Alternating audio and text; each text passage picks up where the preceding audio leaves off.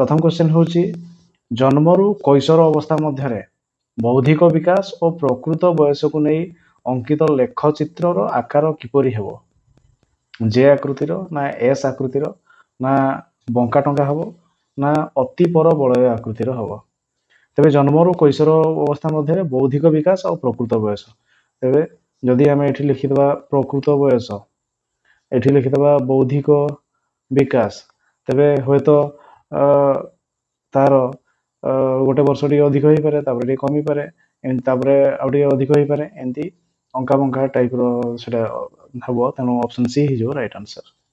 यहाँ 2 नंबर अंतर्निहित स्थिरता किपरि मपा जाई परिबो घटनावली विवरणी पद्धति द्वारा ना परीक्षण पुनः परीक्षण पद्धति द्वारा ना अर्धकरण पद्धति द्वारा ना कौन सी नुह तेबे अंतर्निहित स्थिरता किपरि मपा जाई परिबो तेबे ताहा अर्धकरण पद्धति द्वारा ये ऑप्शन सी हो राइट आंसर।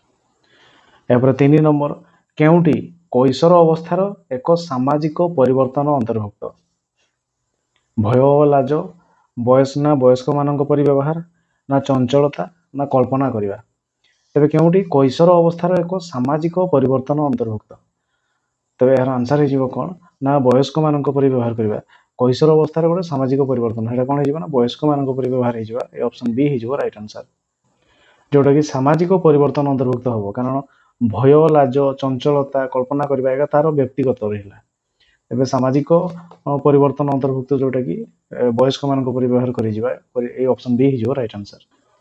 यहाँ 4 नंबर शिक्षादान रु शिक्षण को प्राधान्य देबा पई केउ पदक्षेप निया जाई परिबो शिक्षादान रु शिक्षण माने पिला माने शिखिबा उपरे गुरुत्व देबा तेबे कोन करबा परीक्षार फलाफल उपरे ध्यान देबा ना शिशु केन्द्रिक शिक्षा विकास विज्ञान को ग्रहण करबा ना घोषा विद्या को उत्साहित करबा ना शिक्षक केन्द्रिक शिक्षा को ग्रहण करबा तेबे यार आंसर हो कौन ना शिक्षण को आम प्राधान्य देबा तेणु शिशु केन्द्रिक शिक्षा विज्ञान को आम ग्रहण करबा ए ऑप्शन बी हो राइट आंसर। यहाँ 5 नंबर एक सशक्त विद्यालय निज शिक्षक मानकर केउ गुण को सर्वाधिक प्रोत्साहित करिथाय गोटे विद्यालय शिक्षक मानकर केउ गुण को प्रोत्साहित करिथाय प्रतियोगितामूलक मनोवृत्ति रखि थाए ना परीक्षण पद्धति ना स्मरण पद्धति ना श्रृंखलित प्रकृति तेबे एक सशक्त विद्यालय निज शिक्षक मानकर केउ गुण को सर्वाधिक प्रोत्साहित करिथाय तेबे शिक्षक मानकर केउ गुण को प्रोत्साहित करिथाय देछि प्रतियोगितामूलक मनोवृत्ति ना परीक्षण करा जीवो ना स्मरण शक्ति उपरे ना श्रृंखलित प्रकृति पिला मानकु किए श्रृंखलित करि पारुछि स्मरण शक्ति तो ये ऑप्शन एथिरे हमें ऑप्शन ए को जदि जीवा प्रतियोगितामूलक मनोवृत्ति जदि करबा कहा भितर ना शिक्षक मानकर केउ गुण को सर्वाधिक प्रोत्साहित करिथाय तबे आम जदि फॉरेन कंट्री रो टीचर मानक कथा विचार करबा तबे तांकू किसी पिला कंट्राक्ट आकार दिया होता है पिला मानकर केते से पारदर्शिता हासिल करि पारुछंती से हिसाब रे तांकर प्रमोशन तो एथिरे आमे कहबा प्रतियोगिता आसीबो माने को टीचर केते पिला को केते पढेले सेटा सशक्त विद्यालय कथा को आइछि एथिरे तेणु ये ऑप्शन ए ही जोहार राइट आंसर। यहाँ 6 नंबर बौद्धिक विकास रो केउ पर्याय रे शिशुर आत्मकैन्द्रिक विकास घटी थाए संवेदीकारक ना प्राक संकार्य धर्मी ना मूर्त संकार्य धर्मी ना विमूर्त संकार्य धर्मी ए बौद्धिक विकास केउ पर्याय रे शिशुर आत्मकैन्द्रिक विकास घटी थाए आत्मकैन्द्रिक विकास सेटा होछि प्राक संकार्य धर्मी अवस्था रे ए ऑप्शन बी हो राइट आंसर। यहाँ 7 नंबर केउटी कार्य माध्यम शिक्षण पद्धति अंतर्भुक्त कार्य करिकी शिखिबो आलोचना पद्धति ना प्रकल्प पद्धति ना अभ्यास पद्धति ना वर्णना पद्धति तेबे कार्य माध्यम रे शिखि थाए केतेबेले प्रकल्प पद्धति रे ऑप्शन बी हो राइट आंसर। यहाँ 8 नंबर केउटी संभाग विस्तार 40-44 प्रकृत सीमा को सूचाए 40.5 और 43.5 ना 39.5 43.5 ना 39.5 44.5 ना 40.5 45.5 तेबे आमे संभाग विस्तार जतबे करिथाउ कोन करिथाउ ना 0 रु 10 तबरे 10 रु 20 तबरे 20 रु 30 एमती करिथाउ माने एई दुईटा भितर गैप नथिबो किंतु एथिरे जोडा देइछि एटा हिजिबो केते ना 40 तबरे केते अछि 44 एठी थिबो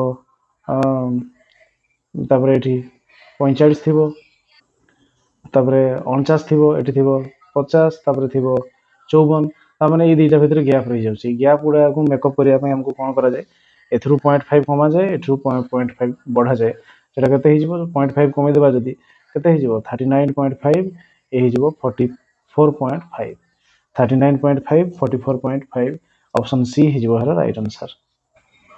या पर 9 नंबर केउ पर्यायरु शिशुर विकास आरंभ होई थाए भ्रूण सृष्टि ठारू ना जन्म ठारू ना शैशव अवस्थारू ना बाल्य अवस्थारू शिशुर विकास केबेठू आरंभ हो जाए बोली कहुई ना भ्रूण सृष्टि ठारू तार विकास आरंभ हो जाए आम जदि महाभारत रे अभिमन्यु कथा शिखा माने आम जदि आलोचना करवा तेबे आम से पुराण रू शिक्षा दि जाउछि जे से जन्म होगा पूर्व तांकर विकास आरंभ हो जाए ऑप्शन ए हो राइट आंसर। यहाँ 10 नंबर उद्दीपक और प्रतिक्रिया को दृढ़ीभूत करने निमंते पुनरावृत्ति आवश्यक यह शिक्षण केउ नियम उपर आधारित उद्दीपक और प्रतिक्रिया को दृढ़ीभूत करने निमंते पुनरावृत्ति आवश्यक यह शिक्षण केउ नियम उपर आधारित प्रस्तुति ना अभ्यास ना फलाफल ना उपयोग तेबे यह जीव कौन ना उद्दीपक और प्रतिक्रिया तेबे कुकुर सामने रे मांस रखिबा आ ताहाकू ता पाटिरू लाल झड़ेबा जदि दिने दिने हो आउ तापरे आम सेमती करवा नहीं तेबे तेबे तार मांस बाजिबा मांस देखेबा घंटा बजेबा सहित संपर्क तुटीजिवो तेणु सेटा कंटिन्यू करने पड़े किसी दिन अभ्यास जोटा कि आमर ऑप्शन बी हो राइट आंसर। यहाँ 11 नंबर तथ्य वितरण सर्वनिम्न और सर्वोच्च मूल्यांक कौन सूचाई थाए तार दीर्घता ना दूरता ना उच्चता ना विस्तृति तेबे यार आंसर हो कौन तथ्य वितरण आम जदि आम जा स्टाटिस्टिक्स जा तेबे तार सर्वनिम्न 0 और सर्वोच्च होची केते ना 50 तेबे एटा तार विस्तार होबो विस्तार विस्तृति तेणु ऑप्शन डी हो राइट आंसर। या 12 नंबर केतेक पिलांकु दुई समान भाग रे विभक्त करी परीक्षा करागला प्रथम भाग पिलांकर प्राप्तांक माध्यमन पाखापाखी थिला बेले द्वितीय भाग पिलांकर प्राप्तांक माध्यमन ठारू दूर रे रहिला एथिरु कोन कहा जाय परिबो तेबे प्रत्येक पिलांकु दुई समान भाग रे विभक्त करी परीक्षा करागला प्रथम भाग पिलांकर कोन हिची ना प्राप्तांकटा माध्यमान पाखापाखी माने एवरेज पाखापाखी हैला द्वितीय भाग पिलांकर प्राप्तांक एवरेज ठू दूर रे रहिला एथरा हमें कोन कहा जाय परिबो तेबे कहबा प्रथम दलर प्राप्तांक मानकर मानक बियुची द्वितीय दलर मानक बिच्युति ठारू अधिक ना प्रथम दलर प्राप्तांक मानकर मानक बिच्युति द्वितीय दलर मानक बिच्युति ठारू कम ना उभय दलर मानक बिच्युति समान ना मानक बिच्युति विषय किसी कहिहब नाही तेबे एठी बिच्युति कथा कहाइछि बिच्युति माने हम जदि से 0 रु 50 पर्यंत नबा 0 रु 50 पर्यंत हम नैछे तेबे बिच्युति पे आरंभ बिंदु गोटे नैथिबा मूल बिंदु एटा केते नैथिबा 25 मझा मझी संख्या रे नैथिबा 25 तो एवरेज मध्ये एठी पाखापाखी केते आसीबो तार एवरेज भी सही पाखापाखी केते मझी संख्या रे आसीबो जोटा कि हमर माध्यमान प्रथम दलर पिला मानकर से माध्यमान पाखापाखी माने 25 पाखापाखी आछि द्वितीय दलर पिला मानकर माध्यमान ठारू दूर रे आछि माध्यमान ठारू दूर रे आछि माने धरा जो पटे हला धरा जो मानकर 10 आसी पारे नने पटे धरा जो केते आसीबो ना कम आसीबो प्राप्तांक ठारू दूर रे माने 10 आसी पारे नले अधिक होई पारे तो सेटा कोन करबा ना हमर पाठ कहूची जे प्रथम दल यार पाखापाखी हेबो ये ताठू अधिक होई जिवो तेणु प्रथम दलर प्राप्तांक मानकर मानक विच्युति द्वितीय दलर मानक विच्युति ठारू कोन हिजिवो कम हिजिवो द्वितीय दल ठारू कम हबो कारण द्वितीय दल बेसी हबो ता माने द्वितीय दलर मानक विच्युति ठारू कम ए ऑप्शन बी हिजिवो राइट आंसर। 13 नंबर निम्नोक्त केउटी मुख्यतः शिक्षण प्रक्रिया सह संपर्कित पुनर्बलन ना परिवेश ना प्रशिक्षण ना ए समस्त तेबे शिक्षण प्रक्रिया सहित पुनर्बलन माने बारंबार अभ्यास दरकार परिवेश भी ठीक हेबा दरकार प्रशिक्षण तो जरूरी निहाती कारण ए समस्त ऑप्शन डी हिजिवो राइट आंसर। या 14 नंबर निम्नोक्त केउ उक्तिटी ठीक निर्भरयोग्य परीक्षण सर्वदा वैध अटे ना समस्त वस्तुनिष्ठ परीक्षण वैध अटे ना वैध परीक्षण सर्वदा निर्भरयोग्य अटे ना समस्त निर्भरयोग्य परीक्षण वस्तुनिष्ठ अटे केउ उक्तिटी ठीक कहिछि तेबे यार आंसर हिजिवो कोन ना वैध परीक्षण सर्व ताकू हम सब निर्भर करि परिबा निर्भरयोग्य अटे माने जते बेले भी हम परीक्षा करले ताहा वैध हबो निर्भर करि परिबा तेनो ऑप्शन सी हिजिवो राइट आंसर। 15 नंबर केउटी ଶିକ୍ଷଣ ବକ୍ରରେ ସମତଳ କ୍ଷେତ୍ର ଦେଖାଯିବାର କାରଣ ନୁହେଁ। ଶିକ୍ଷଣ ବକ୍ରରେ ସମତଳ ଦେଖାଯିବନି। ଅନୁପଯୁକ୍ତ ଶିକ୍ଷଣ ପଦ୍ଧତି, ନା ବିଶ୍ରାମର ଅଭାବ, ନା ଶିକ୍ଷଣ ପ୍ରତି ଆଗ୍ରହର ଅଭାବ, ନା ସହଜ ଶିକ୍ଷଣ ବିଷୟ। କୋଉଟା ସମତଳ ଦେଖାଯିବାର କାରଣ ନୁହେଁ ବୋଲି କୁହାଯାଇଛି। ସମତଳ ଦେଖାଯିବାର କାରଣ ନୁହେଁ। ଯଦି ଦେଖିବା ସମତଳ ଦେଖାଯିବ ମାନେ ଶିକ୍ଷଣ ହେଇପାରିବନି। ଶିକ୍ଷଣ ଯଦି ହେବ ତେବେ ସିନା ସିଏ ବଢି ଚାଲିବ। ଅନୁପଯୁକ୍ତ ଶିକ୍ଷଣ ପଦ୍ଧତି ହେଲେ ବି ଶିକ୍ଷଣ ହେଇପାରିବ ନାହିଁ, ତେଣୁ ସମତଳ ଦେଖାଯିବ। ବିଶ୍ରାମର ଅଭାବ ହେଲେ ବି ବିଶ୍ରାମର ଅଭାବ ଯଦି କଣ୍ଟିନ୍ୟୁ କରି ଚାଲିବା, ପାଠ ପଢି ଚାଲିବା, ସେ ତାର ଇଣ୍ଟରେଷ୍ଟ ଆଉ ରହିବ ନାହିଁ। ଶିକ୍ଷଣ ପ୍ରତି ଆଗ୍ରହର ଅଭାବ ହେଲେ ବି ଆମର ଡେଭଲପ ହବନି, ସେ ସମତଳ ଦେଖାଯିବ। ଆଉ ସହଜ ଶିକ୍ଷଣ ବିଷୟ ଯଦି ହେଇଗଲା ତାହେଲେ ସହଜ ଶିକ୍ଷଣ ବିଷୟ ହେଲେ ସେ ତାର ବହୁତ ହାଇ ହେଇଯିବ। ତେଣୁ ଯୋଉଟାକି ଇଏ ଗୋଟେ କାରଣ ହେବ ନୁହଁ ସମତଳ ଦେଖାଯିବା ପାଇଁ। ତେଣୁ ଅପସନ ଡି ହେଇଯିବ ରାଇଟ ଆନ୍ସର। 16 ନମ୍ବର, ବିକାଶର କେଉଁ ପର୍ଯ୍ୟାୟରେ ପୁଅ ମାନଙ୍କର ପୁରୁଷ ସୁଲଭ ଓ ଝିଅ ମାନଙ୍କର ନାରୀ ସୁଲଭ ଲକ୍ଷଣ ମାନ ଦେଖାଯାଏ? ପ୍ରାକ୍ କୈଶୋର ଅବସ୍ଥା, ନା ପ୍ରାନ୍ତ ବାଲ୍ୟାବସ୍ଥା, ନା ଆଦ୍ୟ ପରିଣତ ଅବସ୍ଥା, ନା କୈଶୋର ଅବସ୍ଥା। ତେବେ ବିକାଶର କେଉଁ ପର୍ଯ୍ୟାୟରେ ପୁଅ ମାନଙ୍କର ପୁରୁଷ ସୁଲଭ ଓ ଝିଅ ମାନଙ୍କର ନାରୀ ସୁଲଭ ଲକ୍ଷଣ ମାନ ଦେଖାଯାଏ? ତେବେ ତାହା କେତେବେଳେ ଆରମ୍ଭ ହୋଇଯାଇଥାଏ? ନା କୈଶୋର ଅବସ୍ଥା ଆରମ୍ଭରୁ ଆରମ୍ଭ ହୋଇଯାଇଥାଏ, ତାମାନେ ସେଟା ପ୍ରାକ୍ କୈଶୋର ଅବସ୍ଥା। ଏ ଅପସନ ଏ ହେଇଯିବ ରାଇଟ ଆନ୍ସର। 17 ନମ୍ବର, ମନସ୍ତତ୍ତ୍ୱବିତ୍ଙ୍କ ମତରେ ଶିକ୍ଷଣ ଅର୍ଥ କ'ଣ? ଅଭିଜ୍ଞତାର ପରିବର୍ତ୍ତନ, ନା ଆଚରଣର ପରିବର୍ତ୍ତନ, ନା ସମସ୍ୟା ସମାଧାନର ଦକ୍ଷତା ବୃଦ୍ଧି, ନା ପୁସ୍ତକରୁ ଜ୍ଞାନ ସଂଗ୍ରହ। ଶିକ୍ଷଣ ଅର୍ଥ ତାହେଲେ କ'ଣ? ଶିକ୍ଷଣ ଅର୍ଥ ତେବେ କ'ଣ? ନା ଶିକ୍ଷଣ ଯଦି ହେବ ତେବେ କ'ଣ ହେବ? ନା ଆଚରଣ ପରିବର୍ତ୍ତନ ହେଇଯିବ। ତେବେ ଆଚରଣ ପରିବର୍ତ୍ତନ ହେଲେ ହିଁ ଆମେ ଶିକ୍ଷଣ କହିବା। ଏ ଅପସନ ବି ହେଇଯିବ ରାଇଟ ଆନ୍ସର। ଏପରେ 18 ନମ୍ବର, 15, 22, 17, 15, 19, 23, 16, 24, 21, 25 ପ୍ରାପ୍ତାଙ୍କ ମାନଙ୍କର ମଧ୍ୟମା କେତେ? 19.5, ନା 19, ନା 20.5, ନା 20। ତେବେ ମଧ୍ୟମା ହେଉଛି ଡାଇରେକ୍ଟ ମଝି ସଂଖ୍ୟା। ଯଦି ମଝି ନାହିଁ ଦୁଇଟା ନେଇକି ଆମେ ମଝି କରିପାରିବା। ତେବେ ସାନରୁ ବଡ଼ କ୍ରମରେ ସଜେଇବା। ସାନରୁ ବଡ଼ କ୍ରମରେ ଯଦି ଆମେ ସଜେଇବା ତେବେ ସାନରୁ ବଡ଼ କ୍ରମରେ ଯଦି ସଜେଇଦେବା ତେବେ ଲେଖିଦେବା ଆଗ ସଂଖ୍ୟା ଗୁଡ଼ିକ। ସବୁଠୁ ସାନ ହେଉଛି କିଏ? 15, ତାପରେ ହେବ କିଏ? 16। 16 ପରେ କେତେ ଅଛି? 15 ପୁଣି 2 ଥର ଅଛି। ତେବେ ଆମେ ଏଗୁଡ଼ାକୁ ଯଦି ସଜେଇବା ତେବେ ଏମିତି ହେଲା 15 2 ଥର, 15 1 ଏବଂ ଇଏ ହେଉଛି 15 ଆଉ ଗୋଟେ ହେଉଛି କୁଆଡ଼େ 15 2 ଥର। ତାପରେ ଅଛି କିଏ? 16, ତାପରେ ଅଛି 17, 18 ନାହିଁ, ଏକାଥରେ 19 ଅଛି। 19 ପରେ କେତେ ଅଛି? 21 ଅଛି। 21 ପରେ ଅଛି 22, 22 ପରେ 23, ତାପରେ 24, ତାପରେ 25, 24, 25 ଏମିତି 10ଟି ସଂଖ୍ୟା ଅଛି। 10ଟି ସଂଖ୍ୟା ଅଛି ଯଦି ଆମେ କ'ଣ କରିବା? ନା କ'ଣ କରିବା? ଏପଟୁ 4ଟା, ପ୍ରଥମରୁ 4ଟା, ଶେଷରୁ 4ଟାକୁ ଛାଡ଼ିଦେବା। ଆଉ ଯୋଉ ମଝିରେ ରହିଲେ 2ଟା, ମଝିରେ ରହିଲେ କିଏ? 2ଟା, 19 ଏବଂ 21, ତାଙ୍କର ଆଭରେଜ ନେବା। 19 ପ୍ଲସ 21/2 ଯଦି ହେଇଯିବ କେତେ? ନା ଇଏ ହେଇଗଲା 19 ଆଉ 21 40, 40/2 ହେଇଯିବ କିଏ? ନା 20। ଏଇ 20 ହେଉଛି ତାଙ୍କର କିଏ? ମଧ୍ୟମା। ଅପସନ ଡି ହେଇଯିବ right answer. Option D 20 right answer. ଏହାପରେ 19, ବ୍ଲୁ ପ୍ରିଣ୍ଟରେ କ'ଣ ଥାଏ? ତାହେଲେ ବ୍ଲୁ ପ୍ରିଣ୍ଟ ଲକ୍ଷ୍ୟ ଗୁଡ଼ିକର ଆପେକ୍ଷିକ ଗୁରୁତ୍ୱ, ନା ପାଠ୍ୟ ଉପରେ ଆପେକ୍ଷିକ ଗୁରୁତ୍ୱ, ନା ପ୍ରଶ୍ନର ପ୍ରକାର ଉପରେ ଆପେକ୍ଷିକ ଗୁରୁତ୍ୱ, ନା ଉପରୋକ୍ତ ସମସ୍ତ। ବ୍ଲୁ ପ୍ରିଣ୍ଟରେ ତାହେଲେ କ'ଣ ଥିବ? ନା ବ୍ଲୁ ପ୍ରିଣ୍ଟରେ ଆମର ପ୍ରଶ୍ନର ପ୍ରକାର ଉପରେ ଆପେକ୍ଷିକ ଗୁରୁତ୍ୱ ଥିବ। ସେଇଥିରୁ ଲକ୍ଷ୍ୟ ଗୁଡ଼ିକ ନହେଲେ ଆମେ କେମିତି ପ୍ରଶ୍ନ କରିବା? ଆଉ ସେ ପାଠଟା ଉପରେ ବି ଗୁରୁତ୍ୱ ନଦେଲେ ଆମେ କେମିତି ପ୍ରଶ୍ନ କରିବା? ତେଣୁ ଅପସନ ଡି ଉପରୋକ୍ତ ସମସ୍ତ ହେଇଯିବ ରାଇଟ ଆନ୍ସର। ଏପରେ 20 ନମ୍ବର, ପାରଦର୍ଶିତା ଶିକ୍ଷଣ ଦୃଷ୍ଟିକୋଣରୁ କେଉଁଟି ଠିକ୍? ପାରଦର୍ଶିତା ସମସ୍ତ ଶିକ୍ଷାର୍ଥୀଙ୍କ ନିମନ୍ତେ ଶିକ୍ଷଣ ଲକ୍ଷ୍ୟ ସମାନ, ନା ସମସ୍ତ ଶିକ୍ଷାର୍ଥୀଙ୍କ ପାଇଁ ଶିକ୍ଷାଦାନ ପଦ୍ଧତି ସମାନ, ନା ସମସ୍ତ ଶିକ୍ଷାର୍ଥୀଙ୍କ ପାଇଁ ଶିକ୍ଷଣ ହାର ସମାନ, ନା ସମସ୍ତ ଶିକ୍ଷାର୍ଥୀଙ୍କ ପାଇଁ ଶିକ୍ଷଣ ସମୟ ସମାନ। ପାରଦର୍ଶିତା ଶିକ୍ଷଣ ଦୃଷ୍ଟିରୁ ଆମେ କ'ଣ କହିପାରିବା? ନା ସମସ୍ତଙ୍କ ପାଇଁ ପଦ୍ଧତି ସମାନ ହେଇପାରିବ ନାହିଁ, ଶିକ୍ଷଣ ହାର ବି ହେବ ନାହିଁ, ଶିକ୍ଷଣ ସମୟ ବି ସମାନ ହେଇପାରିବ ନାହିଁ, କିନ୍ତୁ ଲକ୍ଷ୍ୟ ସମସ୍ତଙ୍କ ପାଇଁ ସମାନ। ଅପସନ ଏ ହେଇଯିବ ରାଇଟ ଆନ୍ସର। ଏପରେ 21, କେଉଁଟି ପାରଦର୍ଶିତା ଶିକ୍ଷଣର ପ୍ରଥମ ପର୍ଯ୍ୟାୟ? ପାରଦର୍ଶିତାର ସ୍ତର ନିରୂପଣ, ନା ପାରଦର୍ଶିତା ଭିତ୍ତିକ ଶିକ୍ଷାଦାନ, ନା ପାରଦର୍ଶିତାର ସଂଜ୍ଞା ନିରୂପଣ, ନା ପାରଦର୍ଶିତା ଲାଭ ନିମନ୍ତେ ଯୋଜନା ପ୍ରସ୍ତୁତ। ତେବେ ପ୍ରଥମେ ଆମେ କ'ଣ କରିବା? ନା ପାରଦର୍ଶିତା ଶିକ୍ଷଣର ପ୍ରଥମେ କ'ଣ କରିବା? ଫାଷ୍ଟ ଆମେ ସଂଜ୍ଞା ନିରୂପଣ କରିବା, ତାପରେ କ'ଣ କରିବା? ସ୍ତର, ତାପରେ ଯୋଜନା, ତାପରେ ଶିକ୍ଷାଦାନ, ଏମିତି ସଂଜ୍ଞା ନିରୂପଣ କରିବା। Option C right answer.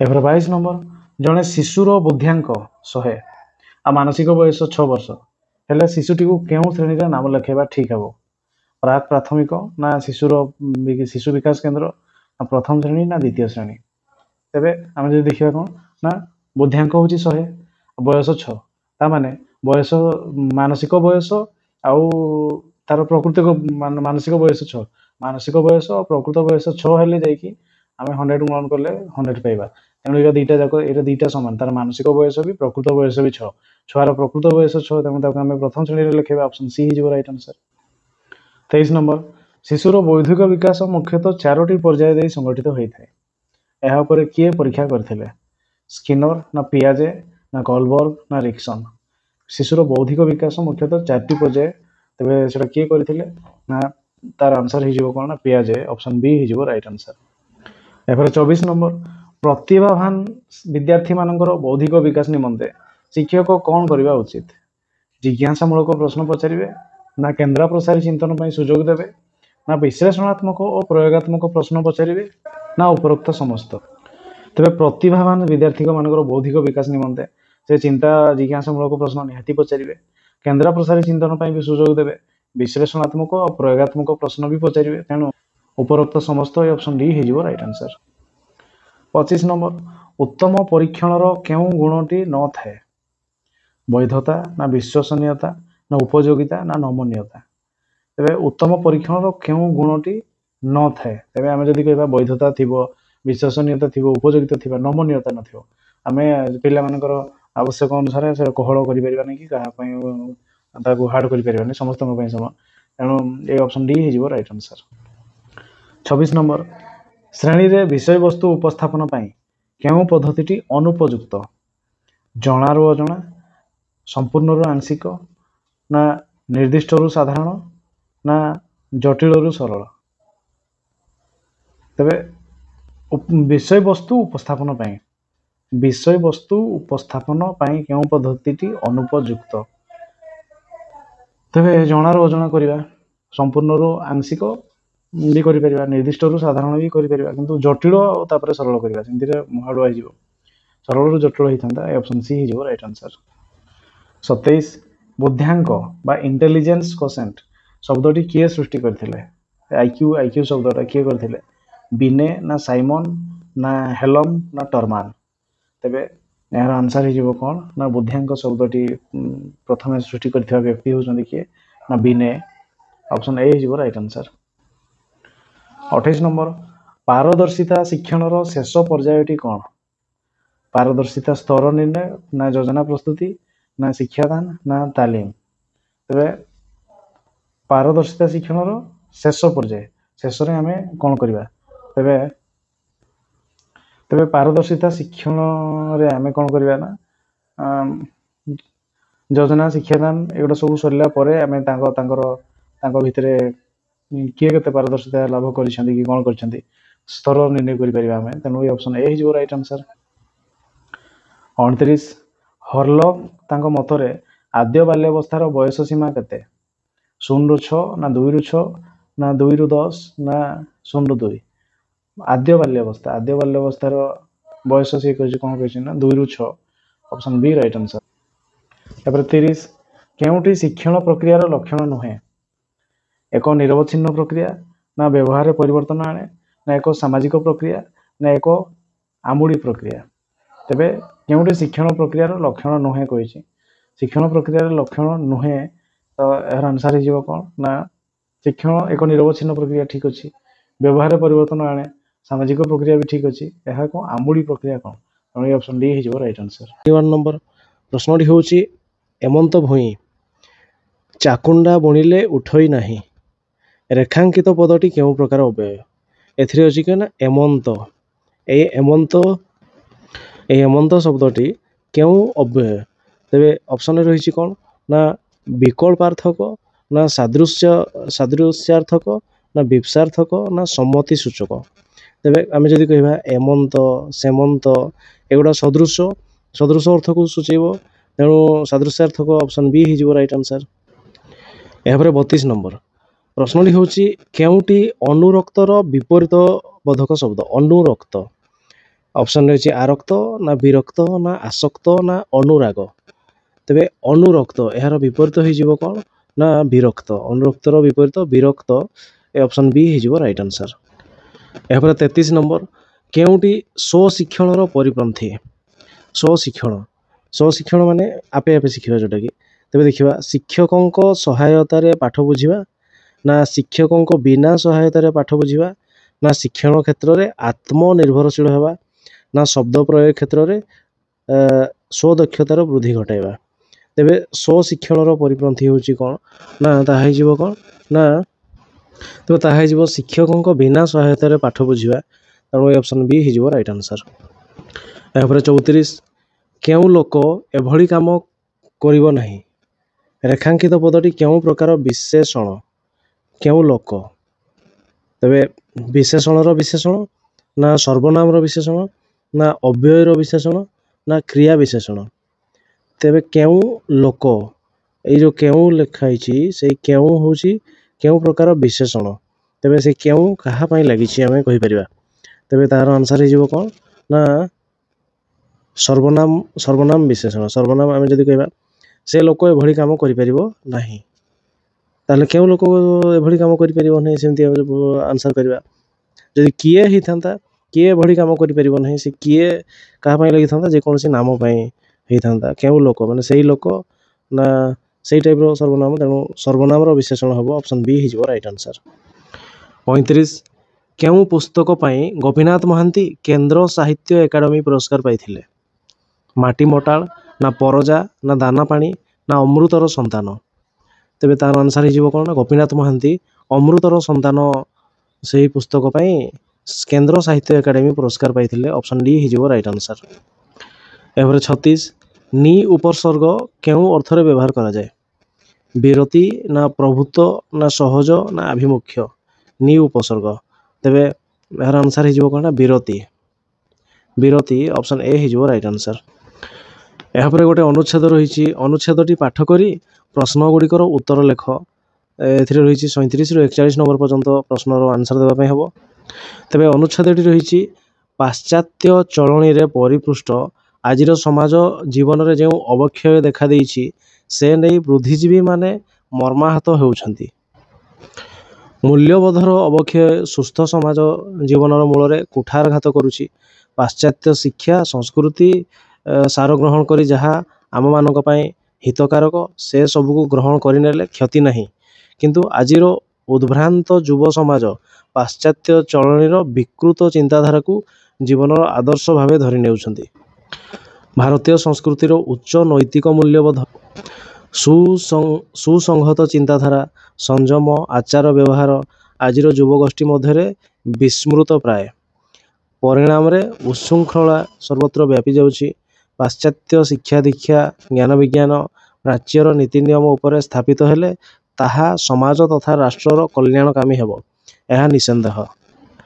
ଦୈନନ୍ଦିନ ଜୀବନରେ ବ୍ୟଭିଚାରକୁ ପ୍ରବେଶ ଦେବା ଦ୍ୱାରା ଏହା ସମାଜରେ ଘୋର ଅନିଷ୍ଟ ସାଧନ କରୁଛି। ବ୍ୟକ୍ତିର ଆଚରଣ ଓ କ୍ରିୟାକଳାପକୁ ନେଇ ସମାଜ ସମୃଦ୍ଧ ହୁଏ। ସମାଜ ସମୃଦ୍ଧ ହେଲେ ରାଜ୍ୟ ଓ ଦେଶ ସମୃଦ୍ଧ ହେବ। ଔଦ୍ଧତ୍ୟ, ବ୍ୟଭିଚାର, ଉଚ୍ଛୃଙ୍ଖଳତା ସୀମା ଲଙ୍ଘନ କରିବା ହେତୁ ନାନା ସାମାଜିକ ସମସ୍ୟା ମୁଣ୍ଡ ଟେକୁଛି। ସମାଜକୁ ସୁସ୍ଥ, ସୁନ୍ଦର ଓ ସମୃଦ୍ଧ କରିବାକୁ ହେଲେ ସତ୍ ଶିକ୍ଷା ଏକାନ୍ତ ପ୍ରୟୋଜନ। ଏହି ସତ୍ ଶିକ୍ଷାର ମୂଳବିନ୍ଦୁ ହେଲା ପରିବାର। ପରିବାରରେ ସଦାଚାର ଶିକ୍ଷା ସହ ବ୍ୟକ୍ତିଗତ ଜୀବନରେ ଶିଷ୍ଟାଚାର, ନମ୍ରତା, ସାଧୁତା ପ୍ରକଟିତ ହେଲେ ସମାଜ ଜୀବନ ଛାଏଁ ଛାଏଁ କଳୁଷ ମୁକ୍ତ ହୋଇଯିବ। ଅନ୍ୟଥା ପାଶ୍ଚାତ୍ୟ ଶିକ୍ଷା ଦୀକ୍ଷା ସଂସ୍କୃତି ଚଳଣୀର ମୋହରେ ପଡ଼ି ଉଦ୍ଭ୍ରାନ୍ତ ପଥିକ ଭଳି ଧାଇଁଲେ ଜଳସ୍ରୋତର ଅସହାୟ କାଠିକୁଟା ଭଳି ଭାସିଯିବା ହିଁ ସାର ହେବ। ଏହାପରେ 37 ନମ୍ବର, ନିମ୍ନୋକ୍ତ ମଧ୍ୟରୁ ବୁଦ୍ଧିଜୀବୀମାନଙ୍କର କ୍ଷୋଭ ପ୍ରକାଶ କରିବା ପାଇଁ କେଉଁ କାରଣଟି ଅଧିକ ପ୍ରଯୁଜ୍ୟ? ସମାଜରେ ଦୁର୍ନୀତି ଦେଖା ଦେଇଥିବାରୁ ନା ପ୍ରାଚ୍ୟ ଲୋକେ ପାଶ୍ଚାତ୍ୟ ଦେଶରେ ରହିବାକୁ ପସନ୍ଦ କରୁଥିବାରୁ ନା ପାଶ୍ଚାତ୍ୟ ବେଶ ପୋଷାକ ପ୍ରତି ଆକୃଷ୍ଟ ହେଉଥିବାରୁ ନା ଆଜିର ସମାଜ ଜୀବନରେ ଅବକ୍ଷୟ ଦେଖା ଦେଇଥିବାରୁ। ତେବେ ନିମ୍ନୋକ୍ତ ମଧ୍ୟରୁ ବୁଦ୍ଧିଜୀବୀମାନଙ୍କର କ୍ଷୋଭ ପ୍ରକାଶ କରିବା ପାଇଁ କେଉଁ କାରଣଟି ଅଧିକ ପ୍ରଯୁଜ୍ୟ? ତେବେ ପାସେଜରେ ରହିଛି, ପାଶ୍ଚାତ୍ୟ ଚଳଣୀରେ ପରିପୃଷ୍ଟ ଆଜିର ସମାଜ ଜୀବନରେ ଯେଉଁ ଅବକ୍ଷୟ ଦେଖାଦେଇଛି ସେ ନେଇ ବୁଦ୍ଧିଜୀବୀମାନେ ମର୍ମାହତ ହୋଇଛନ୍ତି। ତେବେ ବୁଦ୍ଧିଜୀବୀମାନଙ୍କର କ୍ଷୋଭ ପ୍ରକାଶ ବା ମର୍ମାହତ ଯେଉଁଟାକି ଆମର ଆଜିର ସମାଜ ଜୀବନରେ ଅବକ୍ଷୟ ଦେଖା ଦେଇଥିବାରୁ ଏ ଅପସନ୍ ଡି ହେଇଯିବ ରାଇଟ୍ ଆନ୍ସର୍। ଏହାପରେ 38 ଆଜିର ଉଦ୍ଭ୍ରାନ୍ତ ଯୁବ ସମାଜ କାହାକୁ ଜୀବନର ଆଦର୍ଶ ଭାବେ ଗ୍ରହଣ କରୁଛନ୍ତି? ପାଶ୍ଚାତ୍ୟ ଶିକ୍ଷାକୁ ନା ପାଶ୍ଚାତ୍ୟ ଚଳଣିର ବିକୃତ ଚିନ୍ତାଧାରାକୁ ନା ପାଶ୍ଚାତ୍ୟ ଚଳଣିର ସାର କଥାକୁ ନା ପାଶ୍ଚାତ୍ୟ ସଂସ୍କୃତିର ମୂଲ୍ୟବୋଧକୁ? ତେବେ ଏଥିରେ ଅଛି ଆଜିର ଉଦ୍ଭ୍ରାନ୍ତ ଯୁବ ସମାଜ ପାଶ୍ଚାତ୍ୟ ଚଳଣିର ବିକୃତ ଚିନ୍ତାଧାରାକୁ ଜୀବନର ଆଦର୍ଶ ଭାବେ ଧରି ନେଉଛନ୍ତି। ତେଣୁ କାହାକୁ ଜୀବନର ଆଦର୍ଶ ଭାବେ ଗ୍ରହଣ କରୁଛନ୍ତି? ତେବେ ହେଇଯିବ ପାଶ୍ଚାତ୍ୟ ବିକୃତ ଚିନ୍ତାଧାରାକୁ। ଏ ଅପସନ୍ ବି ହେଇଯିବ ରାଇଟ୍ ଆନ୍ସର୍। ଏହାପରେ 39 ଅନୁଚ୍ଛେଦଟିରେ ସଂସ୍କୃତି ଶବ୍ଦଟି କେଉଁ ଅର୍ଥ ପ୍ରକାଶ କରୁଅଛି? ସଂସ୍କୃତ ନା ସଂସର୍ଗ ନା ରୁଚି ନୀତିର ଉତ୍କର୍ଷ ନା ଅପସଂସ୍କୃତି? ତେବେ ସଂସ୍କୃତି କ'ଣ ଅର୍ଥ ପ୍ରକାଶ କରୁଛି? ସଂସ୍କୃତି ଆମର ରୁଚି ନୀତିର ଉତ୍କର୍ଷ, ଯେଉଁଟାକି ସମାଜର ଚାଲିଚଳଣି, ଯେଉଁଟାକି ଏ ଅପସନ୍ ସି ହେଇଯିବ ରାଇଟ୍ ଆନ୍ସର୍। ଏହାପରେ 40 ପାଶ୍ଚାତ୍ୟ ଶିକ୍ଷା କିପରି ଆମର କଲ୍ୟାଣ କରିପାରିବ?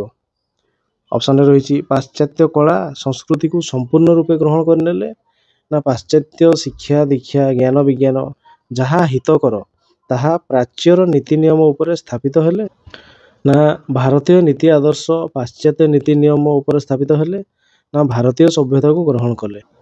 ତେବେ ଏହାର ଆନ୍ସର୍ ହେଇଯିବ କ'ଣ? ନା ପାଶ୍ଚାତ୍ୟ ଶିକ୍ଷା ଦୀକ୍ଷା ଜ୍ଞାନ ବିଜ୍ଞାନ ଯାହା ହିତକର ତାହା ପ୍ରାଚ୍ୟର ନୀତି ନିୟମ ଉପରେ ସ୍ଥାପିତ ହେଲେ ପାଶ୍ଚାତ୍ୟ ଶିକ୍ଷା କଲ୍ୟାଣକାରୀ ହେବ। ଏଇ ଅପସନ୍ ବି ହେଇଯିବ ରାଇଟ୍ ଆନ୍ସର୍। ଏହାପରେ 41 ନମ୍ବର ସମାଜ ଜୀବନ କିପରି କଳୁଷ ମୁକ୍ତ ହୋଇଯିବ? ବ୍ୟକ୍ତି ଜୀବନରେ ଅଧିକ ଶିକ୍ଷା ଲାଭ କଲେ ନା ପାରିବାରିକ ସଦାଚାର ଶିକ୍ଷା ସହ ବ୍ୟକ୍ତି ଜୀବନରେ ଶିଷ୍ଟାଚାର ପ୍ରକଟିତ ହେଲେ ନା ସମାଜରେ ଶାନ୍ତି ପ୍ରକଟିତ ହେଲେ ନା ସମାଜ ବ୍ୟକ୍ତିର ପାରସ୍ପରିକ ସମନ୍ୱୟର ଅଭାବ ଦେଖାଦେଲେ? ତେବେ ଏଥିରେ ରହିଛି ସଦାଚାର ଶିକ୍ଷା ସହ ବ୍ୟକ୍ତିଗତ ଜୀବନରେ ଶିଷ୍ଟାଚାର ନମ୍ରତା ସାଧୁତା ପ୍ରକଟିତ ହେଲେ ସମାଜ ଜୀବନ ଛାଏଁ ଛାଏଁ କଳୁଷ ମୁକ୍ତ ହୋଇଯିବ। ତେବେ ସମାଜ ଜୀବନ କିପରି କଳୁଷ ମୁକ୍ତ ହୋଇଯିବ? ନା ପାରିବାରିକ ସଦାଚାର ଶିକ୍ଷା ସହ ବ୍ୟକ୍ତି ଜୀବନର ଶିଷ୍ଟାଚାର ପ୍ରକଟିତ ହେଲେ ସମାଜ ଜୀବନ କଳୁଷ ମୁକ୍ତ ହୋଇଯିବ। ଏ ଅପସନ୍ ବି ହେଇଯିବ ରାଇଟ୍ ଆନ୍ସର୍। ଏହାପରେ 42 ଦୀର୍ଘ ଉତ୍ତରମୂଳକ ପ୍ରଶ୍ନର ମୂଲ୍ୟାୟନ ଭିନ୍ନ ଭିନ୍ନ ପରୀକ୍ଷକଙ୍କ ଦ୍ୱାରା ଭିନ୍ନ ଭିନ୍ନ ହୋଇଥାଏ। କେଉଁଟି ଏହାର ମୁଖ୍ୟ କାରଣ? ତେବେ ଉତ୍ତରର ଦୀର୍ଘତା ଯୋଗୁଁ ନା ବ୍ୟକ୍ତିନିଷ୍ଠତା ଯୋଗୁଁ ନା ଉତ୍ତରର ତାରତମ୍ୟତା ଯୋଗୁଁ ନା ବିବିଧ ଶୈକ୍ଷିକ ଉଦ୍ଦେଶ୍ୟର ପରିମାପ ଯୋଗୁଁ? ତେବେ ଯଦି ଆମେ ଦେଖିବା ଦୀର୍ଘ ଉତ୍ତରମୂଳକ ପ୍ରଶ୍ନ, ଧରାଯାଉ ଗୋଟେ ପିଲାଟା ନଦୀ ବଢ଼ି ଲେଖିଛି, ସେ ବିଭିନ୍ନ ଶିକ୍ଷକଙ୍କ ଦ୍ୱାରା ସେଇ ନଦୀ ବଢ଼ିର ଲେଖାଟିକୁ ଆମେ ମୂଲ୍ୟାୟନ କରିବା।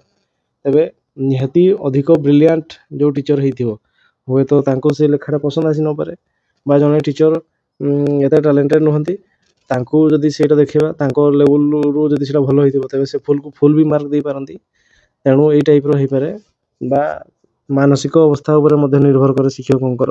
ତାଙ୍କ ମାନସିକ ଅବସ୍ଥା ଯଦି ଭଲ ନାହିଁ ତେବେ କୌଣସି ଲେଖା ତାଙ୍କୁ ପସନ୍ଦ ଆସି ନପାରେ, ଯିଏ ଖରାପ ଲେଖିଛି ତାକୁ ବି ସେ ପସନ୍ଦ ଆସିପାରେ। ତେଣୁ ଏଇଟା ବ୍ୟକ୍ତିନିଷ୍ଠତା ହେଇଯିବ ଲଙ୍ଗ କ୍ୱେଶ୍ଚନର ମୂଲ୍ୟାୟନ। ଏ ଅପସନ୍ ବି ହେଇଯିବ ରାଇଟ୍ ଆନ୍ସର୍। ଏହାପରେ 43 କେଉଁଟି ମାତୃଭାଷା ପାଠ୍ୟପୁସ୍ତକର ଲକ୍ଷଣ ନୁହେଁ? ଜାତୀୟ ଲକ୍ଷ୍ୟର ପ୍ରତିଫଳନ ନା ସର୍ବନିମ୍ନ ଶିକ୍ଷଣ ସ୍ତରର ପ୍ରତିଫଳନ ନା ମୁଖସ୍ଥୀକରଣର ପ୍ରତିଫଳନ ନା ସ୍ଥାନୀୟ ପରିବେଶର ପ୍ରତିଫଳନ? ମାତୃଭାଷା ପାଠ୍ୟପୁସ୍ତକର ଲକ୍ଷଣ ନୁହେଁ କୁହାଯାଇଛି, ମୁଖସ୍ଥୀକରଣ ରହିଛି ଏଥିରେ, ଏଇଟା ହେଇପାରିବ ନାହିଁ। ତେଣୁ ଏ ଅପସନ୍ ସି ହେଇଯିବ ରାଇଟ୍ ଆନ୍ସର୍। 44 ନମ୍ବର ପାଠ୍ୟ ବିଷୟବସ୍ତୁକୁ ବୁଝିବା ନିମନ୍ତେ କେଉଁଟି ସହାୟକ? ସରବ ପଠନ ନା ନୀରବ ପଠନ ନା ଦ୍ରୁତ ପଠନ ନା ସାମୂହିକ ପଠନ? ତେବେ ଗୋଟେକୁ ଆମେ ହୃଦୟଙ୍ଗମ କରିବା, ପଢ଼ିକି ବୁଝିବା, ତାର ସାରମର୍ମକୁ ଆମେ ଫିଲ୍ କରିବା, ସେଥିପାଇଁ ନୀରବ ପଠନ ଦରକାର। ଏ ଅପସନ୍ ବି ହେଇଯିବ ରାଇଟ୍ ଆନ୍ସର୍। ଏହାପରେ 45 କେଉଁ ବାକ୍ୟଟିରେ ଅସମାପିକା କ୍ରିୟାର ବ୍ୟବହାର କରାଯାଇଛି? ଗଜପତି ପୁରୁଷୋତ୍ତମ ଦେବ କାଞ୍ଚି ବିଜୟ କରି ବହୁ ଧନରତ୍ନ ଧରି ଉତ୍କଳ ପ୍ରତ୍ୟାବର୍ତ୍ତନ କଲେ। ସାହିତ୍ୟ କ୍ଷେତ୍ରରେ ବିଶେଷ ଅବଦାନ ପାଇଁ ଜ୍ଞାନପୀଠ ପୁରସ୍କାର ଦିଆଯାଏ। ସେ ଦ୍ରୁତ ବେଗରେ ଚାଲିପାରନ୍ତି ମାତ୍ର ଦୌଡ଼ି ପାରନ୍ତି ନାହିଁ। ହେଇଛି ବୁଢ଼ୀମା ପିଲାକୁ ଗପଟିଏ କହିଲେ। ତେବେ ଅସମାପିକା କ୍ରିୟା ଯଦି କହିବା, ବୁଢ଼ୀମା ପିଲାଟିକୁ ଗପଟିଏ କହିଲେ, କାମ ସରିଯାଇଛି। ସେ ଦ୍ରୁତ ବେଗରେ ଚାଲିପାରନ୍ତି, ଇଏ ବି ଠିକ୍ ଅଛି, ମାତ୍ର ଦୌଡ଼ି ପାରନ୍ତି ନାହିଁ, ଇଏ ବି ଠିକ୍ ଅଛି। ସେ କାମ ତେବେ ଆମେ ବୁଝା ପଡ଼ୁଛି। ସାହିତ୍ୟ କ୍ଷେତ୍ରରେ ବିଶେଷ ଅବଦାନ ପାଇଁ ଜ୍ଞାନପୀଠ ପୁରସ୍କାର ଦିଆଯାଏ, ଇଏ ବି ଠିକ୍ ଅଛି। ଗଜପତି ପୁରୁଷୋତ୍ତମ ଦେବ କାଞ୍ଚି ବିଜୟ କରି। এই କରି କରି ଏ ଅସମାପିକା କ୍ରିୟା। ବହୁ ଧନରତ୍ନ ଧରି ଏ ବି ଅସମାପିକା କ୍ରିୟା। ଉତ୍କଳ ପ୍ରତ୍ୟାବର୍ତ୍ତନ କଲେ ଏ ସମାପିକା। ଏଇଠି ଅସମାପିକା କ୍ରିୟାର ବ୍ୟବହାର ହେଇଛି, ତେଣୁ ଅପସନ୍ ଏ ହେଇଯିବ ରାଇଟ୍ ଆନ୍ସର। ଏଭଳି 46 ଧରାକୁ ସରା ମଣିବା ଲୋକବାଣୀଟିର ଅର୍ଥ କ'ଣ? କଷ୍ଟେ ମଷ୍ଟେ ବଞ୍ଚିବା, ନା ଅତି ଗର୍ବଭାବ ପ୍ରଦର୍ଶନ କରିବା, ନା ଅସମ୍ଭବ କଥା କହିବା, ନା ସାବଧାନରେ କାର୍ଯ୍ୟ କରିବା। ଧରାକୁ ସରା ମଣିବା, ଧରାକୁ ସରା ମଣିବା ମାନେ ଜଣଙ୍କର ପ୍ରବଳ ଗର୍ବ ହେଇଯିବ, ଯେଉଁଟାକି ଗର୍ବଭାବ ଦେଖାଇବା, ତେଣୁ ଅତି ଗର୍ବଭାବ ପ୍ରଦର୍ଶନ କରିବା। ଏ ଅପସନ୍ ବି ହେଇଯିବ ରାଇଟ୍ ଆନ୍ସର। କଷ୍ଟେ ମଷ୍ଟେ ବଞ୍ଚିବା ଏ ହେଉଛି ମୁଣ୍ଡ ଝାଳ ତୁଣ୍ଡରେ ମାରିବା, ଏଇ ଟାଇପ୍ର। ଅସମ୍ଭବ କଥା କହିବା ଏ ହେଉଛି ଯେଉଁଟାକି ଆକାଶ କଇଁଆ ଚିଲିକା ମାଛ, ଯେଉଁଟାକି ଆମର ଅସମ୍ଭବ କଥା କଳ୍ପନା କରିବା ଯେଉଁଟା। ଆଉ ସାବଧାନରେ କାର୍ଯ୍ୟ କରିବା, ଛୁଞ୍ଚି ମାଛି ପରଖ ବା ସେଇ ଟାଇପ୍ର ଆସିବ, କିନ୍ତୁ ଧରାକୁ ସରା ମଣିବା ହେବ ଅତି ଗର୍ବଭାବ ପ୍ରଦର୍ଶନ କରିବା। Option B right answer. ଏହାପରେ ଗୋଟେ ପଦ୍ୟ ରହିଛି, ନିମ୍ନଲିଖିତ କବିତାଟି ପାଠ କରି ପ୍ରଶ୍ନ ଗୁଡ଼ିକର ଉତ୍ତର 47 ରୁ 51 ପର୍ଯ୍ୟନ୍ତ ଦେବା। ଦେଇଛି ଛାୟା ଲୋକ ବ୍ୟାଘ୍ର ଛାଲ ତୃଣ ଲୋମମୟ, ଆସନେ ବସିଲି ଦିନେ ଗମ୍ଭୀର ହୃଦୟ, ଗୁରୁ ମମ ଶିକ୍ଷାଗୁରୁ ସ୍ନିଗ୍ଧ ଛାୟା ଦାନେ, ବିଶ୍ୱସେବା ଭାବସୁଧା ଢାଳି ଦେଲେ ପ୍ରାଣେ, ଶାଖା ଗର୍ଭପତ୍ର ନବ ସୃଜନର ବାଣୀ, ଶୁଣାଇଲା ଶାନ୍ତ ମନେ ସୃଷ୍ଟି ଚିନ୍ତା ଆଣି, ଫୁଲବାସେ ଭରି ପ୍ରାଣ ମୃଦୁଳ ଅନିଳେ, ତିନ୍ତାଇଲା ମହାତ୍ମାର ବିଶ୍ୱପ୍ରେମ ନିରେ, ସଂସାରର ପ୍ରେମ କିସ ଫୁଲ ଆଉ ଅଳି, ଭାବେ ଦେଖାଇଲା ତରୁ ଦହଲି ଦହଲି, ବାୟୁ ଶ୍ୱାସେ ପୀତପତ୍ର ଝରେ ରାଶି ରାଶି, ବଲେ ତରୁ ଦେଖ ମୃତ୍ୟୁ ସର୍ବଜୀବ ନାଶୀ, କେଣେ କର୍ତ୍ତା ଦେଖାଇଲା ଊର୍ଦ୍ଧ୍ୱେ କି ଇଙ୍ଗିତ, ତରୁ ମଧ୍ୟେ ସାରା ବିଶ୍ୱ ଦେଖିଲି ଚକିତେ। ତ ଏଠି ଇଙ୍ଗିତେ ଚକିତେ। ଏପରେ 47 କ୍ୱେଶ୍ଚନ୍, କବି କାହା ଉପରେ ବସିଥିଲେ? ପଥର ନା ଘାସ ନା ଗଛ ନା ବାଘ ଛାଲ? ତେବେ ଛାୟା ଲୋକ ବ୍ୟାଘ୍ର ଛାଲ ତୃଣ ଲୋମମୟ, ଆସନେ ବସିଲି ଦିନେ ଗମ୍ଭୀର ହୃଦୟ। ତେବେ ସେ ବାଘ ଛାଲ ପରି ତୃଣ, ଯେଉଁଟାକି ଘାସ ଲୋମମୟ ହେଇଥିଲା, ସେଇଠି ସେ ବସିଥିଲେ, ତେଣୁ ସେ ତୃଣ ଉପରେ ବସିଥିଲେ, ଯେଉଁଟାକି ଘାସ। ଘାସ ଅପସନ୍ ବି ରାଇଟ୍ ଆନ୍ସର। ତାପରେ 48 ନମ୍ବର, ଗଛ କବିଙ୍କୁ ବିଶ୍ୱ ସେବା କରିବାର ଶିକ୍ଷା କିପରି ଦେଲା? ଛାୟାଦାନ କରି, ନା ଆସନ ପ୍ରଦାନ କରି, ନା ଫୁଲ ଫଳ ଦେଇ, ନା ଅମ୍ଳଜାନ ଦେଇ? ତେବେ ତାହାର ଆନ୍ସର ହେଇଯିବ କ'ଣ? ଛାୟାଦାନ କରି। Option A right answer. 49 ବୃକ୍ଷ କାହା ମାଧ୍ୟମରେ ନବ ସୃଜନର ବାର୍ତ୍ତା ଦେଇଛି? ଫୁଲ ନା ଫଳ ନା ଗର୍ଭପତ୍ର ନା ଶାଖା ପ୍ରଶାଖା? ତେବେ କାହା ମାଧ୍ୟମରେ ନବ ସୃଜନର ବାର୍ତ୍ତା ଦେଇଛି? ତେବେ ନବ ସୃଜନ, ନୂଆ ଜୀବନ ସୃଷ୍ଟି, ଗର୍ଭପତ୍ର। ଏ ଅପସନ୍ ସି ହେଇଯିବ ରାଇଟ୍ ଆନ୍ସର। ଏହାପରେ 50 ଫୁଲ ଓ ଭ୍ରମରଙ୍କ ମିଳନରେ କବି କାହାର ସନ୍ଧାନ କରିଛନ୍ତି? ସାଂସାରିକ ପ୍ରେମର, ନା ବିଭୁ ପ୍ରେମର, ନା ସେବା ଧର୍ମର, ନା ମୃତ୍ୟୁ ରହସ୍ୟର? ଫୁଲ ଓ ଭ୍ରମରଙ୍କ ମିଳନରେ କବି କାହାର ସନ୍ଧାନ କରିଛନ୍ତି? ତେବେ ଏହାର ଆନ୍ସର ହେଇଯିବ କ'ଣ? ନା ସାଂସାରିକ ପ୍ରେମ। ଏ ଅପସନ୍ ଏ ହେଇଯିବ ରାଇଟ୍ ଆନ୍ସର। 51 ଝଡ଼ାପତ୍ର ଦ୍ୱାରା ବୃକ୍ଷ କ'ଣ ଦେଖାଏ? ଝଡ଼ାପତ୍ର ଝଡ଼ା ଦ୍ୱାରା ମୃତ୍ୟୁର ସର୍ବଗ୍ରାସିତ, ନା ଜୀବନର ସ୍ୱରୂପ, ନା ଜଗତର ନୀତି, ନା ବିଶ୍ୱ ପ୍ରେମ? ତେବେ ଏହାର ଆନ୍ସର ହେଇଯିବ କ'ଣ? ନା ମୃତ୍ୟୁର ସର୍ବଗ୍ରାସିତ। ଝଡ଼ାପତ୍ର ଦ୍ୱାରା, ପତ୍ର ଝଡ଼ା ଦ୍ୱାରା ଦେଖାଇବା ମାନେ ସମସ୍ତଙ୍କୁ ଝଡ଼ିବା ପାଇଁ ପଡ଼ିବ, ମୃତ୍ୟୁବରଣ କରିବା ପାଇଁ ପଡ଼ିବ। ଅପସନ୍ ଏ ମୃତ୍ୟୁର ସର୍ବଗ୍ରାସିତ ହେଇଯିବ ଏହାର ରାଇଟ୍ ଆନ୍ସର। ଏହାପରେ 52 ପାଠଚକ୍ର କାହାକୁ କୁହାଯାଏ? ପାଠଚକ୍ର ଶ୍ରେଣୀଗୃହରେ ଜଣେ ଶିକ୍ଷକ ଅନିର୍ଦ୍ଦିଷ୍ଟ ବିଷୟରେ ବ୍ୟକ୍ତିକୈନ୍ଦ୍ରିକ ଶିକ୍ଷାଦାନ ନିମନ୍ତେ ନେଉଥିବା ପଦକ୍ଷେପ, ନା ଜଣେ ବିଶେଷଜ୍ଞଙ୍କୁ ସାକ୍ଷାତ କରି ଜଣେ ପିଲା କେତେଗୁଡ଼ିଏ ପ୍ରଶ୍ନର ଉତ୍ତର ଆଦାୟ କରିବ, ନା ଏକ ନିର୍ଦ୍ଦିଷ୍ଟ ବିଷୟକ ପତ୍ରିକା ପ୍ରକାଶ କରି ଶିକ୍ଷାର୍ଥୀମାନଙ୍କ ମଧ୍ୟରେ ବାଣ୍ଟି ଦେବା, ନା ଜଣେ କିମ୍ବା ଏକାଧିକ ବିଶେଷଜ୍ଞ ଏକ ଛୋଟ ଦଳଭୁକ୍ତ ଶିକ୍ଷାର୍ଥୀଙ୍କୁ ଏକ ନିର୍ଦ୍ଦିଷ୍ଟ ବିଷୟରେ ଦଳଗତ ଆଲୋଚନା ଏବଂ ଶିକ୍ଷାର୍ଥୀମାନଙ୍କର ପ୍ରଶ୍ନର ସ୍ପଷ୍ଟୀକରଣ ଦେବା? ଏହାର ଆନ୍ସର ହେଇଯିବ କ'ଣ? ନା ଜଣେ କିମ୍ବା ଏକାଧିକ ବିଶେଷଜ୍ଞ ଏକ ଛୋଟ ଦଳଭୁକ୍ତ ଶିକ୍ଷାର୍ଥୀଙ୍କୁ ଏକ ନିର୍ଦ୍ଦିଷ୍ଟ ବିଷୟରେ ଦଳଗତ ଆଲୋଚନା ଏବଂ ଶିକ୍ଷାର୍ଥୀମାନଙ୍କର ପ୍ରଶ୍ନର ସ୍ପଷ୍ଟୀକରଣ ଦେବା, ତାହାକୁ ଆମେ ପାଠଚକ୍ର କହିବା। ଏ ଅପସନ୍ ଡି ହେଇଯିବ ରାଇଟ୍ ଆନ୍ସର। ପରେ କ୍ୱେଶ୍ଚନ୍ ନମ୍ବର 53 ନିମ୍ନୋକ୍ତ ମଧ୍ୟରୁ କେଉଁଟି ଭାଷା ଶିକ୍ଷା ସହାୟକ କାର୍ଯ୍ୟକ୍ରମର ଅନ୍ତର୍ଗତ ନୁହେଁ? କବିତା ରଚନା ପ୍ରତିଯୋଗିତା, ନା ଆବୃତ୍ତି ପ୍ରତିଯୋଗିତା, ନା ପ୍ରାଚୀର ପତ୍ରିକା ନା ପାଠ ଯୋଜନା। ତେବେ କେଉଁଟି ଭାଷା ଶିକ୍ଷା ସହାୟକ କାର୍ଯ୍ୟକ୍ରମର ଅନ୍ତର୍ଗତ ନୁହେଁ? ଭାଷା ଶିକ୍ଷା କାର୍ଯ୍ୟକ୍ରମ।